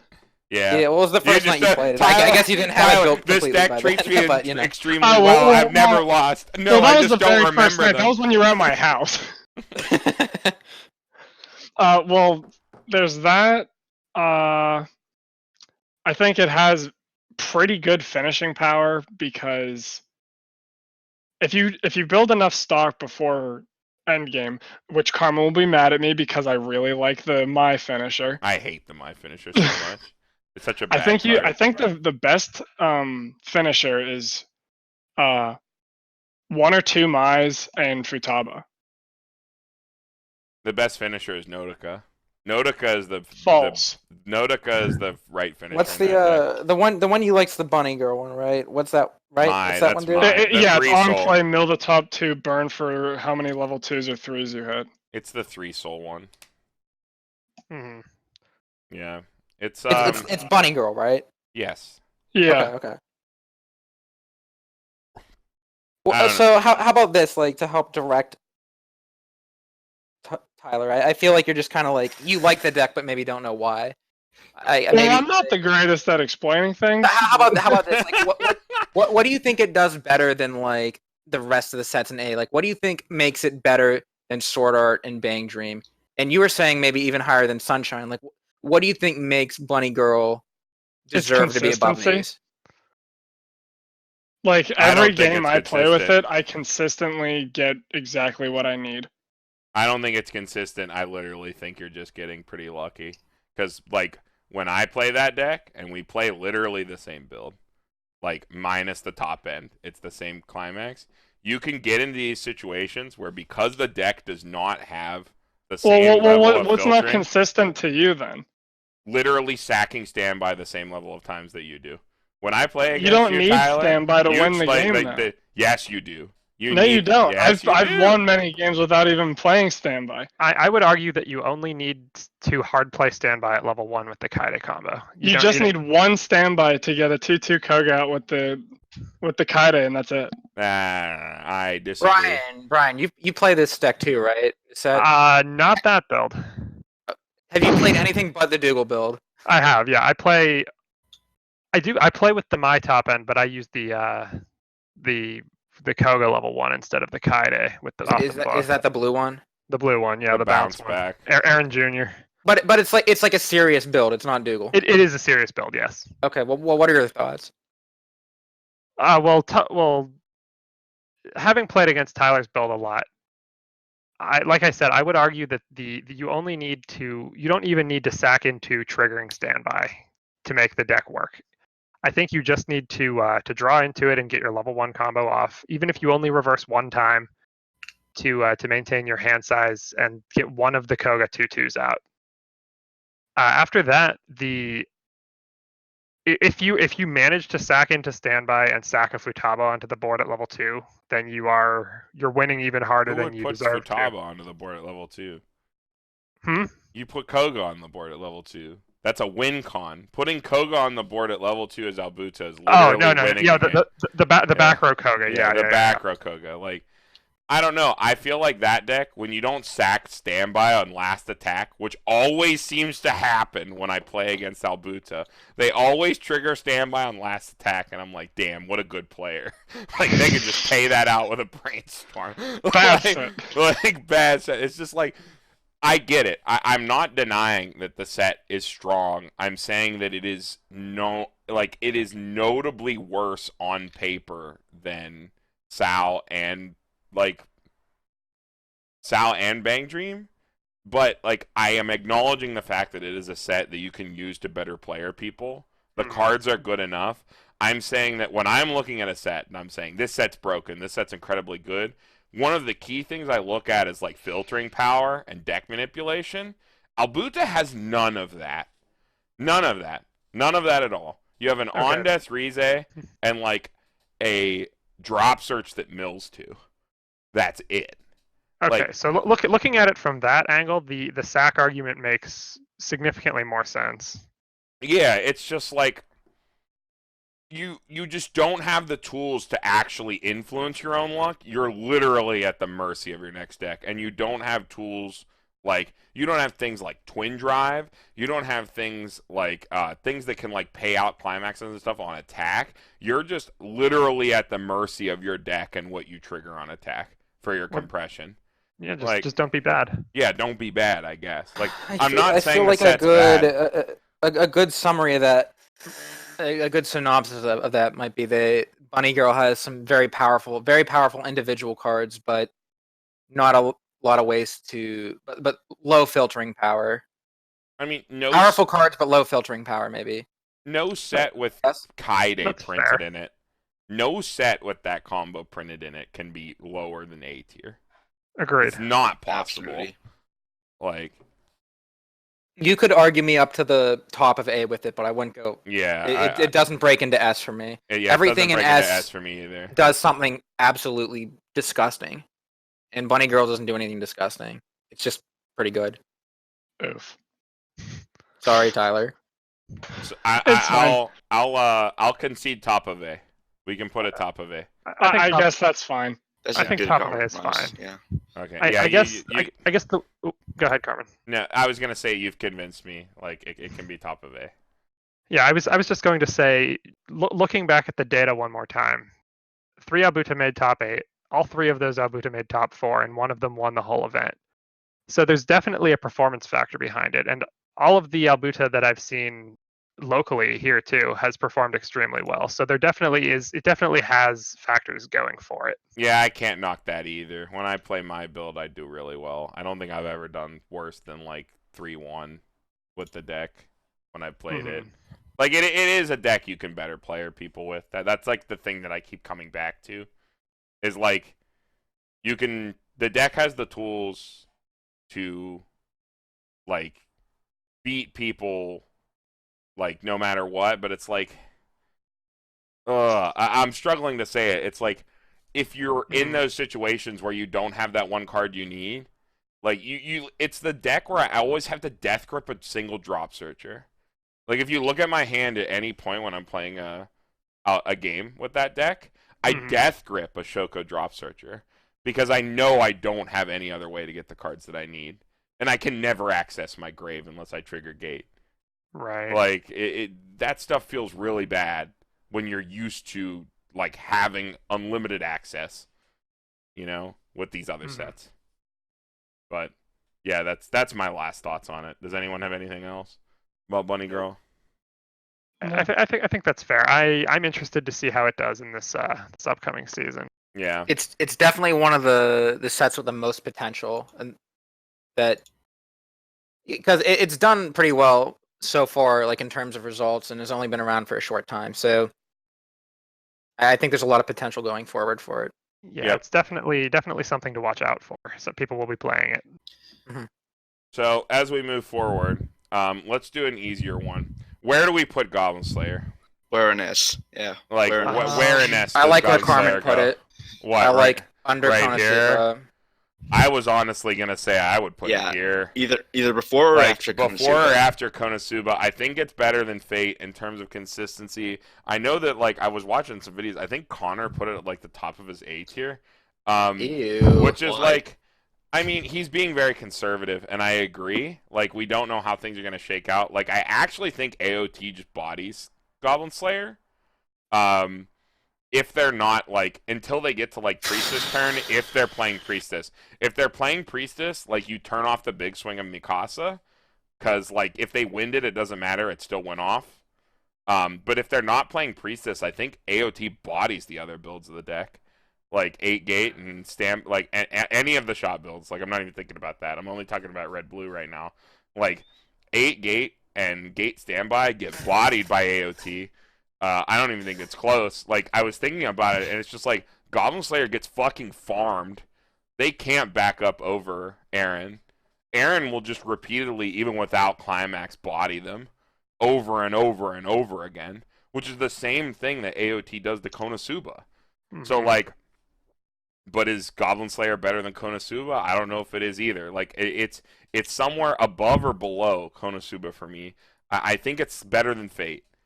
On paper, which is what we're talking about right now, like, or maybe it is below Fate, like it's somewhere in here, like it's somewhere here, and I just don't know where to put it. Yeah, I mean, I'm more than a little biased on the Goblin Slayer versus Konosuba argument, so I might not be the right person to ask here. I know you. Here's a hot wins, take here. I'm thinking like these are probably the 6 sets that are S tier. I don't think anything else we're adding is going into S tier. Yeah, this is the end of the. What about Adventure Time? Yeah, what about Adventure Time? Oh, That's gonna go above Attack on Titan. There we Time go. goes right there, yeah. But Yeah. But seriously, I think this is the metagame right here, is these 6 decks right here.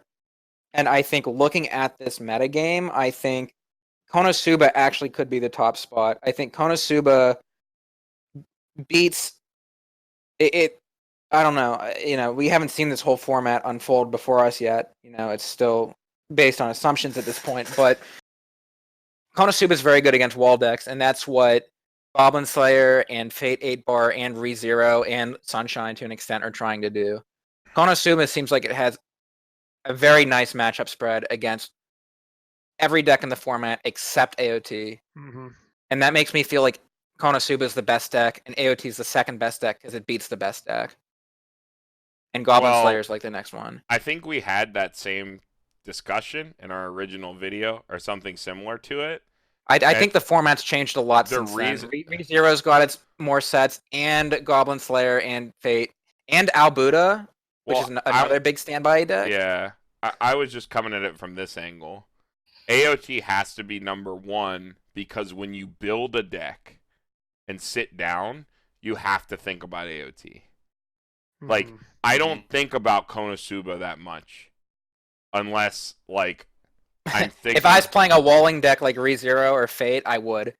Well, not in the mid game, because at the end game, you either die or you don't. And the only deck that even has tools to play against that, outside of crashing their board, if Konosuba lets them, because smart Konosuba players will not let you crash their board going into their combo turn.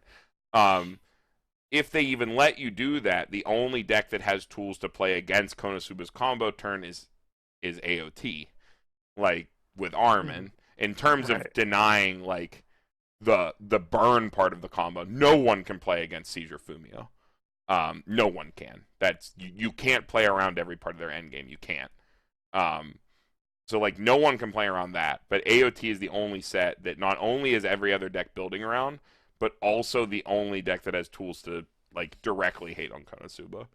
So I think feel like still has to be AOT can low roll a lot harder than Konosuba though.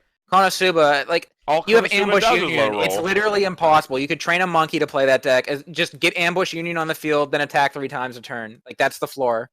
AOT, if you whiff your combo at level 1, if you just don't get it, it can be really bad. Yeah.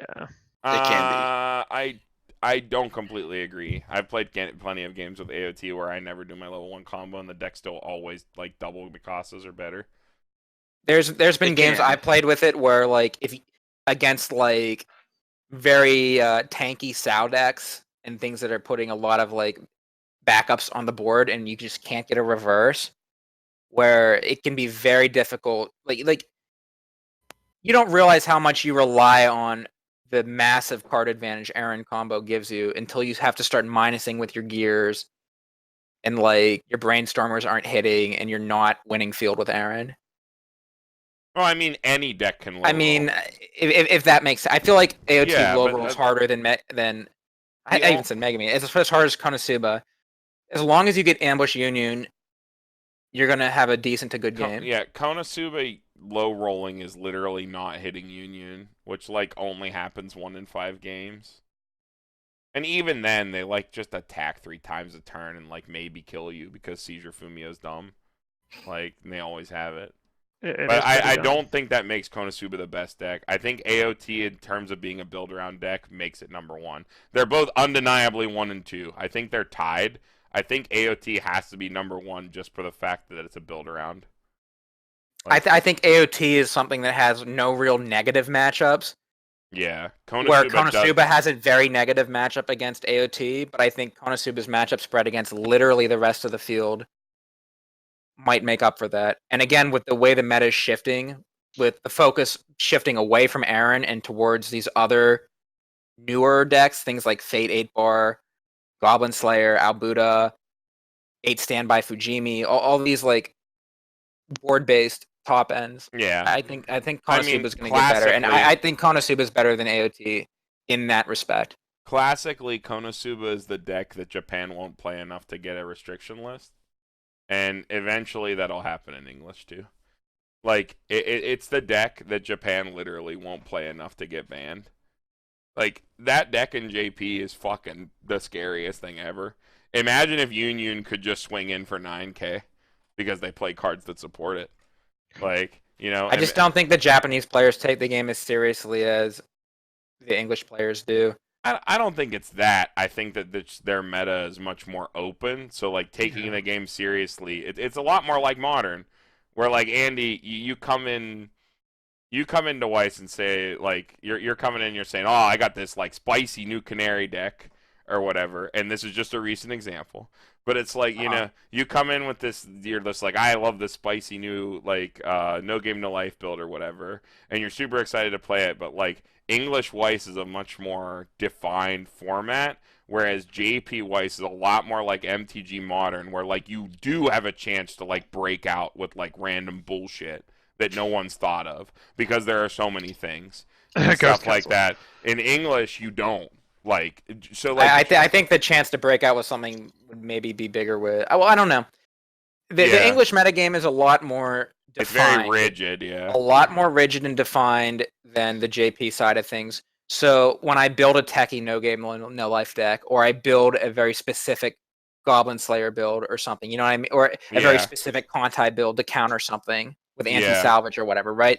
It's like anti-meta decks only work when there's a meta that you can reasonably plan for and then attack. Yeah, in JP there isn't one. If it's just like, oh, let's just fucking roll the dice. There's 50 sets, people play whatever. Unless there's something hella dumb, like the current like Sunshine builds or Fate 8 bar in JP, like, everyone's going to be playing just like, you know, they're going to stick to their guns, what they like, what they're good with, you know? Because it is a wide open format. Whereas English, like we said, is a lot more rigid. But anyway, back to Goblin Slayer. Is this good? Is just putting it here? I think for now that's okay. Because it's not out, I want to put it below Fate. Just because Fate is already here, and we don't know with Goblin Slayer. Because I think they're both at the same spot, but something knee-jerk tells me that Goblin Slayer is... I think Goblin Slayer is better. And I think you avoided my question earlier, Carmen. I think Konosuba deserves to be higher than AOT. And I think that... What's the rest of the room say? My response is that AOT has to be number one because of the build-around aspect. I completely agree with Carmen. I think they're effectively tied for one, but AOT has to take number one spot because every other deck has to think about it more than they have to think about Konosuba. Because the only decks that think about Konosuba are like ReZero, Albuta. Fate. That's it. The rest of them either Fate to an extent, yeah. And it completely negates their finisher. Well, Ryder, you don't win. The secret is you don't win the game off Ryder in Fate ever. She's just a bonus. She doesn't actually do enough to, like, be an impactful part. She buys you another turn. Yeah, but, like, that's basically restanding your whole field. Well, it's like a whole field restand if you consider it from that perspective. Unless you get Fumio'd for a bazillion, Fate should never eat a burn 4, theoretically, ever. So it's like, it's kind of whatever. As long as you're not at 3-4, you're fine. But, yeah, I mean, you're right. Like, Fate, ReZero, Albuta, currently. The rest of the decks go into Konosuba, and they have ways to either deal with deny Union or dodge Union, or do their best to dodge Union to stop the Konosuba player from farming. And then they either die to stock swap Fumio, or they don't. And then they crack back and win the game because after Konosuba does their combo, they're unbelievably uncompressed and will eat shit and die. Like, that's just how the matchup goes. So I don't think the rest of those decks, sans those three, ever think about Konosuba, whereas every deck thinks about AOT. Mm-hmm. I mean, that's I fair. think that's the key difference. Like, every deck has to think about AOT. I mean, the two of them are close enough that I'm not really going to argue either way. They're definitely the top two decks, undisputed. Konosuba has a bad matchup against AOT. Then I guess why don't we just keep it the same how it is? I guess you know I mean. Mm-hmm. Yeah, we're all agreeing that they're the best two. It's just yeah, it's a technicality at this point. So yep. All right, so let's do Alicization, I guess. You guys did the Alicization set review. Where do you think that Fluctlight deck should go? Somewhere in B. I think it'll be a high B tier, maybe. It'll be like Cardcaptor Sakura. Maybe between Cardcaptor and Gurren Lagann. Like right here in the Yeah. center. That sounds fair. That seems all Or right. you're talking Yeah. about like some sort of red blue or like the blue deck. Are Either we just talking about all red or red blue. the Kirito finisher? I think the Kirito finisher is what we should be most like thinking about when we think about Flucklight. I think the Kirito finisher with like a couple of random cards Yeah, from other Sal I is mean, probably fine. Administrator Waifu doesn't seem awful either. No, Just yeah. mono red. The administrator has a lot of support. I feel like it'll be kind of a The like a Kirito straight- seems hella nasty though with the stuff Kirito like the Kirito Yu-Gi-Oh marker combo. yeah. Connor's talked about this a lot. So there's a card in Sword Art, Demon Sword Graham. I bought a playset of them off Brett for $1. Shout outs to Brett. It's just from a Top card. Deck. It's just an event that gives in red that just gives you 3K and says that your opponent can't play any events or backups that turn. Which basically just lets Kirito kill whatever and always catch reverse. And as long as he's always catching reverse, he can always hit you with those nasty burns. And you burn for like hella good numbers in that deck. And you can like just randomly tech in Yui because she's blue and just Yeah. play her. Like, you can just say, yeah, I'm just going to run 3 Yui in this deck because she's a stock swap and she damage scries my opponent's turn. Completely off trait. You'll get it. Like, eventually. You don't need it until you level will draw 3. into it at some point. Like, Yeah. it's just like, I think that's the spookiest thing. The Administrator Standby is pretty cute, but I don't think it's as relevant as, like, some sort of weird rogue Alicization Fluck like Kirito deck. Because the rest of the deck's fine. Like, even if you just play the Maguro and, like, the clone of the Determination with Life on the Line, Right. like, that's fine. That's, like, a fine mid-game. Right. Right. Yeah. I'm convinced after doing the set review that Alicization at the very least has the tools to be decent. Yeah, so, and when we put this on there, we're specifically talking the Flucklight stuff with Yu-Gi-Oh! On there, and not mainline Sal. I don't think, and in terms of bringing that up, I don't think Sal's position changes with the Musashi added, which is the only relevant card. I think it stays I think that's exactly the perfectly same. fine still. I think Yeah. I think it'll help, but I don't think it puts it above Abuta. I agree. It'll definitely do well. Yeah. If it gets a Fumio, then that's a different story. I'll give Sal a Fumio. No, please, no. No Fumio, please. No I mean, more hey, Fumios. they're giving Bang Dreamer Ricky, you know. Yeah, true. There are 2020, no rules. anything can happen, right? True. All right, so I guess it's time for me to put Fujimi on this board. So Yeah, Fujimi I have Jojo. very limited experience against Fujimi. However, I think 8 standby. If this and the set has Data Live in it, and weebs are insatiable creatures with unbelievable greed for characters such as Kurumi. I think that and High School DxD. I believe that we will see more of this set than we think. 8 standby coming to English is a marker of a new era, to say, where things are going to change after people start playing this deck, because you're going to get high rolled by 8 standby Fujimi, and you're going to be like, damn, what the hell just happened? My opponent never got Global Soul once, and I just ate shit and died because I just lost board every turn. And that's what Fujimi's going to do. This deck, like, walls up to 15 at level 1, and then tells you that, like, your attacks don't do damage at the end game. Like, Okay. yeah, it's just like it's a very consistent deck at just slamming that giant 11-5 on board, like, on turn 2, if it hits level 1. Like, if that deck's at 0-5 on its second turn, you're seeing a 2-2 that turn. And it's going to hit you. Like, you know, like, that's what that deck does every single time. They have all these crazy consistency tools to consistently pull off that strategy. So, I don't know. As a knee-jerk, I don't think it's nowhere near as good as Persona 5. It's either top of B. I'm going to put it top of B to be cautious. Okay. But it Okay. could be anywhere between bottom of A, because I don't think it's anywhere near as good as the other decks. It only does one thing. It's Albuta high rolls higher than it, and bounces all their shit because they can play Notica. Like, I think it could be as high as here or as low as here. Like it could be As low as bottom of C. or as low as like mid C. Like it's not going to be as bad as this. As low as top of C, or as low as high as bottom of A. But I'm gonna put it like right here because we don't know. But it's definitely a unique, powerful set. But people are already teching bounce and stuff, so it's like, you know, it's like already getting worse and it's not even out yet. So Okay. we don't know enough about Reasonable. JoJo. We don't know enough about JoJo, but everyone's gonna friggin' play it. I don't really want to put it. Do we anywhere. know the cards in JoJo's? Carmen, you looked over them, right? Yeah, I looked over them. Are they going to be the same in English as they are in JP? Yeah. Should be. Japan plays like bar standby, and they have a combo that just deletes your field and also burns you for 4, like Xenon. Yeah. It gives you like minus 6k to your board for every one you play. Wow. Yeah, Wow. when you play that combo. So yeah, it could just like delete your field, and it's on standby, so it might just happen at level 2. Like That sounds pretty good. and it plays like a double combo off the same bar, where they have like a level 1 combo and a level 3 combo on the same bar, and then because they have that, they play standby.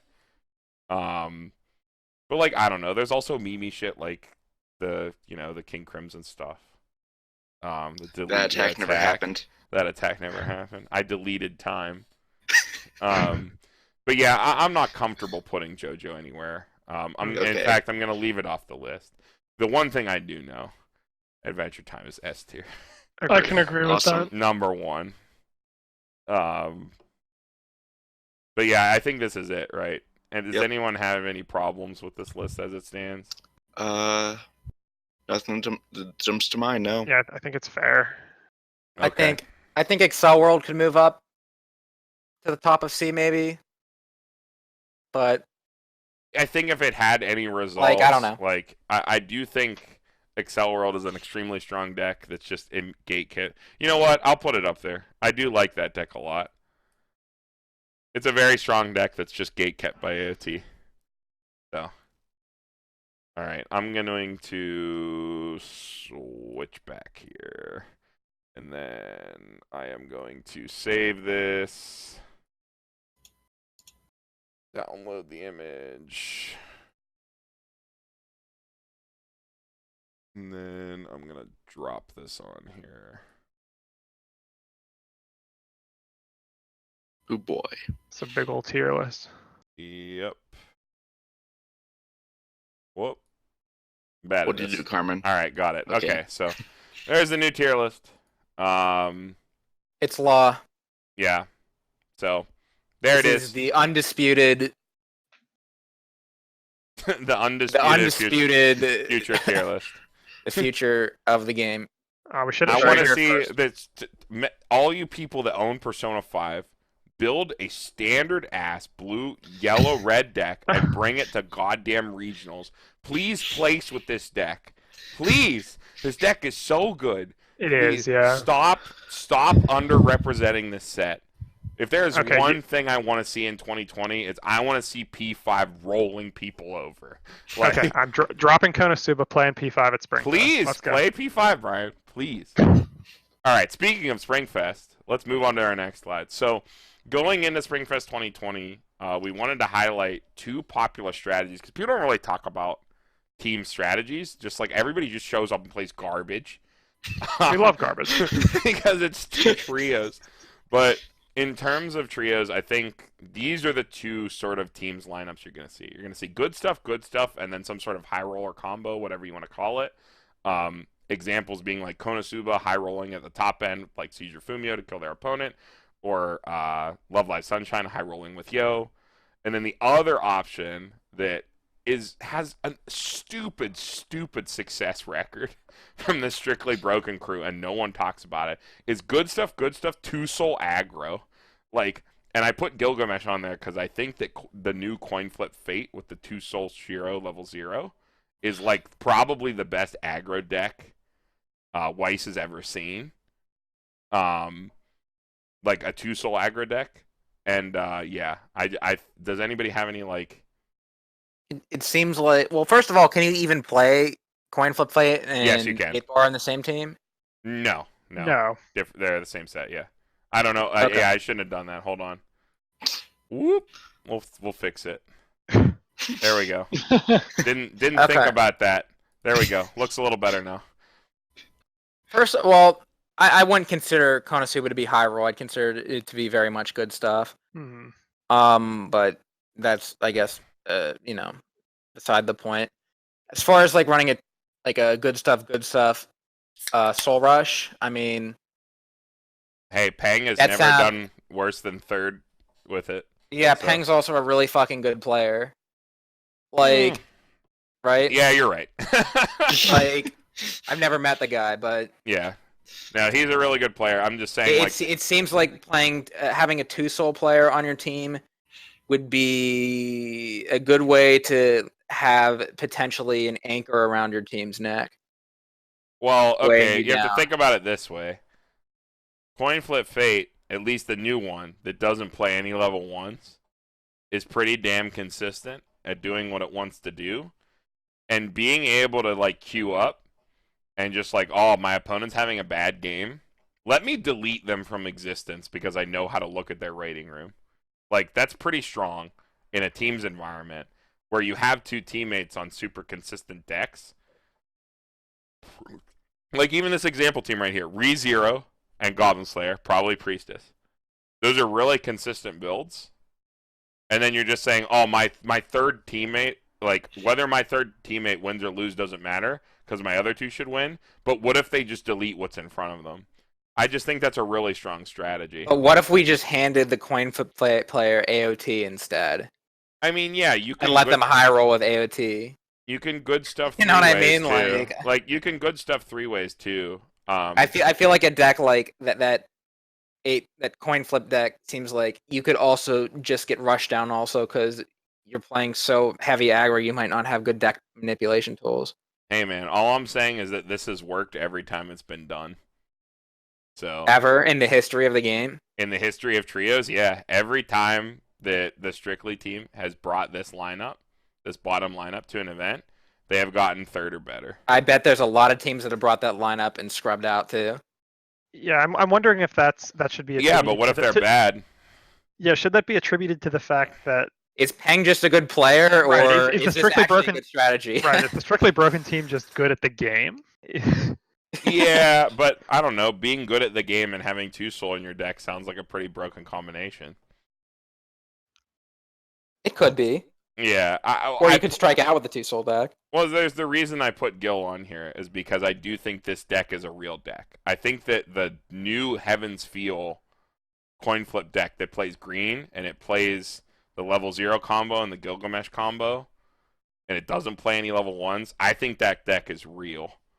And I think that no one's talking about it because they're only talking about 8-bar. I think that deck's gross. Like, No, Fate coin flip is real and it's disgusting. yeah, I think that's a real deck, and I think that having a more aggressive list on your team has merit. You know? True, people won't see it coming. I think the surprise factor can be good. Yeah. But that's less of 2-soul being good and more of you catching people off guard. Yeah. What I actually think, I think a good thing we're not mentioning is that the fact that okay, so we mentioned earlier that AOT is something that every deck has to consider when building. If your deck is something like an Excel World or Konosuba or something that has a weak AOT matchup, but has good matchups a lot of other places, Trios is probably a really good place to play those decks because you're Yeah. a third is you have a third chance, a third less chance to see it because Yep. AOT can only be one of the 3 decks on that team Yeah. rather than Yeah. potentially every opponent you face. True. Very true. So, and that could also be a good reason also to bring AOT on your team Yeah. because people are going to be thinking, I don't need to prepare for AOT. There's only a 1 in 3 that I potentially even play against if their team Yeah, even and has then you it. play AOT and you body like Excel World and they don't get to do anything. They like play on a 1-card hand all game. Feels bad. But like I think some deck like the tier list we like made, a few minutes ago, I think that's definitely like a singles bracket tier list. Yeah, But in definitely, trios, like- people will play anything. Like that was my third point. So these are the 2 strategies that I like expect to see most of the time. But like, you can't really predict what you're gonna see at trios. No. You have to Really, like you can't. prioritize. In trios, you really have to prioritize like consistency and like raising, like lowering your ceiling to ensure that you can hit your ceiling every time, and not trying to be cute, because you're gonna play against random ass garbage that you've never seen before. You know, like that's what you're gonna see. Mm-hmm. So like trios, you definitely like can't afford to bring as many techs and stuff like that, because you're just gonna see random bullshit, and you just need to be able to body it by being a better player and playing a better deck. Like, you know. I feel like, the most successful teams are the ones that just pick 3 of the 6 decks we put in the S tier, and Yeah. maybe some of the A tier ones too. 3 of the decks in the S and A tier, and just go for it, yeah. Mm-hmm. Just be good at Weiss Schwarz. be good at the game and play the Play good best stuff. good deck you're good with. All right. Any other thoughts for Springfest, or we good? We're gonna, speaking of Springfest, we're gonna try to be at quite a few of them this year. We're trying to figure out Chicago. We're gonna be trying to plan that. Toronto, we're definitely going to. We loved going there for BCS. That was an awesome experience. Dude, I'm going for Tim Hortons. I'm staying Do for that BCS. again. And then we're gonna do White Plains again. We're gonna try to make that a big one. We're gonna try to bring out like multiple, like a lot of teams for that from our local scene, because we really enjoyed going to the last one. Mm-hmm. So we're gonna try to bring out as many people as we can for that. Randomly, I might go to Georgia. I might go to Atlanta, but we'll see about that. So We love who Georgia. knows? Yeah, it might randomly show up in Georgia, but I don't know. It's quite a turnaround. But yeah, we're gonna try to. Pittsburgh's gonna try to be more present at these, because we really love trios. Like trios is like, feel like it's true Weiss. It's true. At Weiss the end Schwarz, of the day, yeah. When you win, it's because you did a good job, and when you lose, it's because your teammates fucked up. Yep. Exactly. Always feels good. Yep. Never Always a dull great. moment. All right, so just to wrap it up here, this is new. Wow, we have an end card slide now. So I've seen Connor do this in his videos, and I think it's a good idea. People might find Weiss videos on YouTube and not know any of the sort of other resources. So the first 2 things are these Discords. Neither of these are our Discords, our Pittsburgh Weiss Discords. There's the Card Games Discords and the Competitive Weiss Schwarz Discord. The Card Game Discord, I'm not quite sure who like owns it or whatever, but like all the Weiss players are in there. And the Competitive Weiss Schwarz Discord that's run by the Burn One guys. These are both 2 good Discords to join if you want to learn about the game, or you want advice, or you want to like do deck building, or just kind of want to hang out. The Card Games Discord lounge channels like always popping off. So if you want to just talk to people about Weiss, these are 2 great places to go. Weiss Schwarz Global Community and the Weiss Schwarz NA Community on Facebook. The global community has like actual discussion go on sometimes, but the NA community is mostly just for selling. Both are primarily buy and sell trade groups, so just keep that in mind. But definitely join both of them. You'll see random deals pop up. You might get somebody's salty Konosuba deck for like $400 or something. That's what Billy did. Or you can find someone, or you can find a like someone $200 AOE deck. Yeah, or Ooh. random $200 AOT deck. We love those. Yeah, well, Brian, as long as you can remember your effects. I've played the deck twice at this point. Excuse you. I had to, and I also listed all of our Twitters down there, all of our casters today. Just wanted to put those on there. Some of us more active than others, but I just thought that was important to throw on there. So. You could be my very first retweet. Thank you all Big for honor. watching so much. Please, if you liked our content, please like, subscribe. Let us know down in the comments. Follow us on Twitter. Follow us on Twitter. Please let us know. We know that people really like these we've gotten a lot of feedback. People really like these like long, dig in sort of meta discussion videos. So we hope that people really like this one. I tried to put like a lot of different content to go over all of 2019 and sort of going forward. So we hope you enjoyed that. Let us know.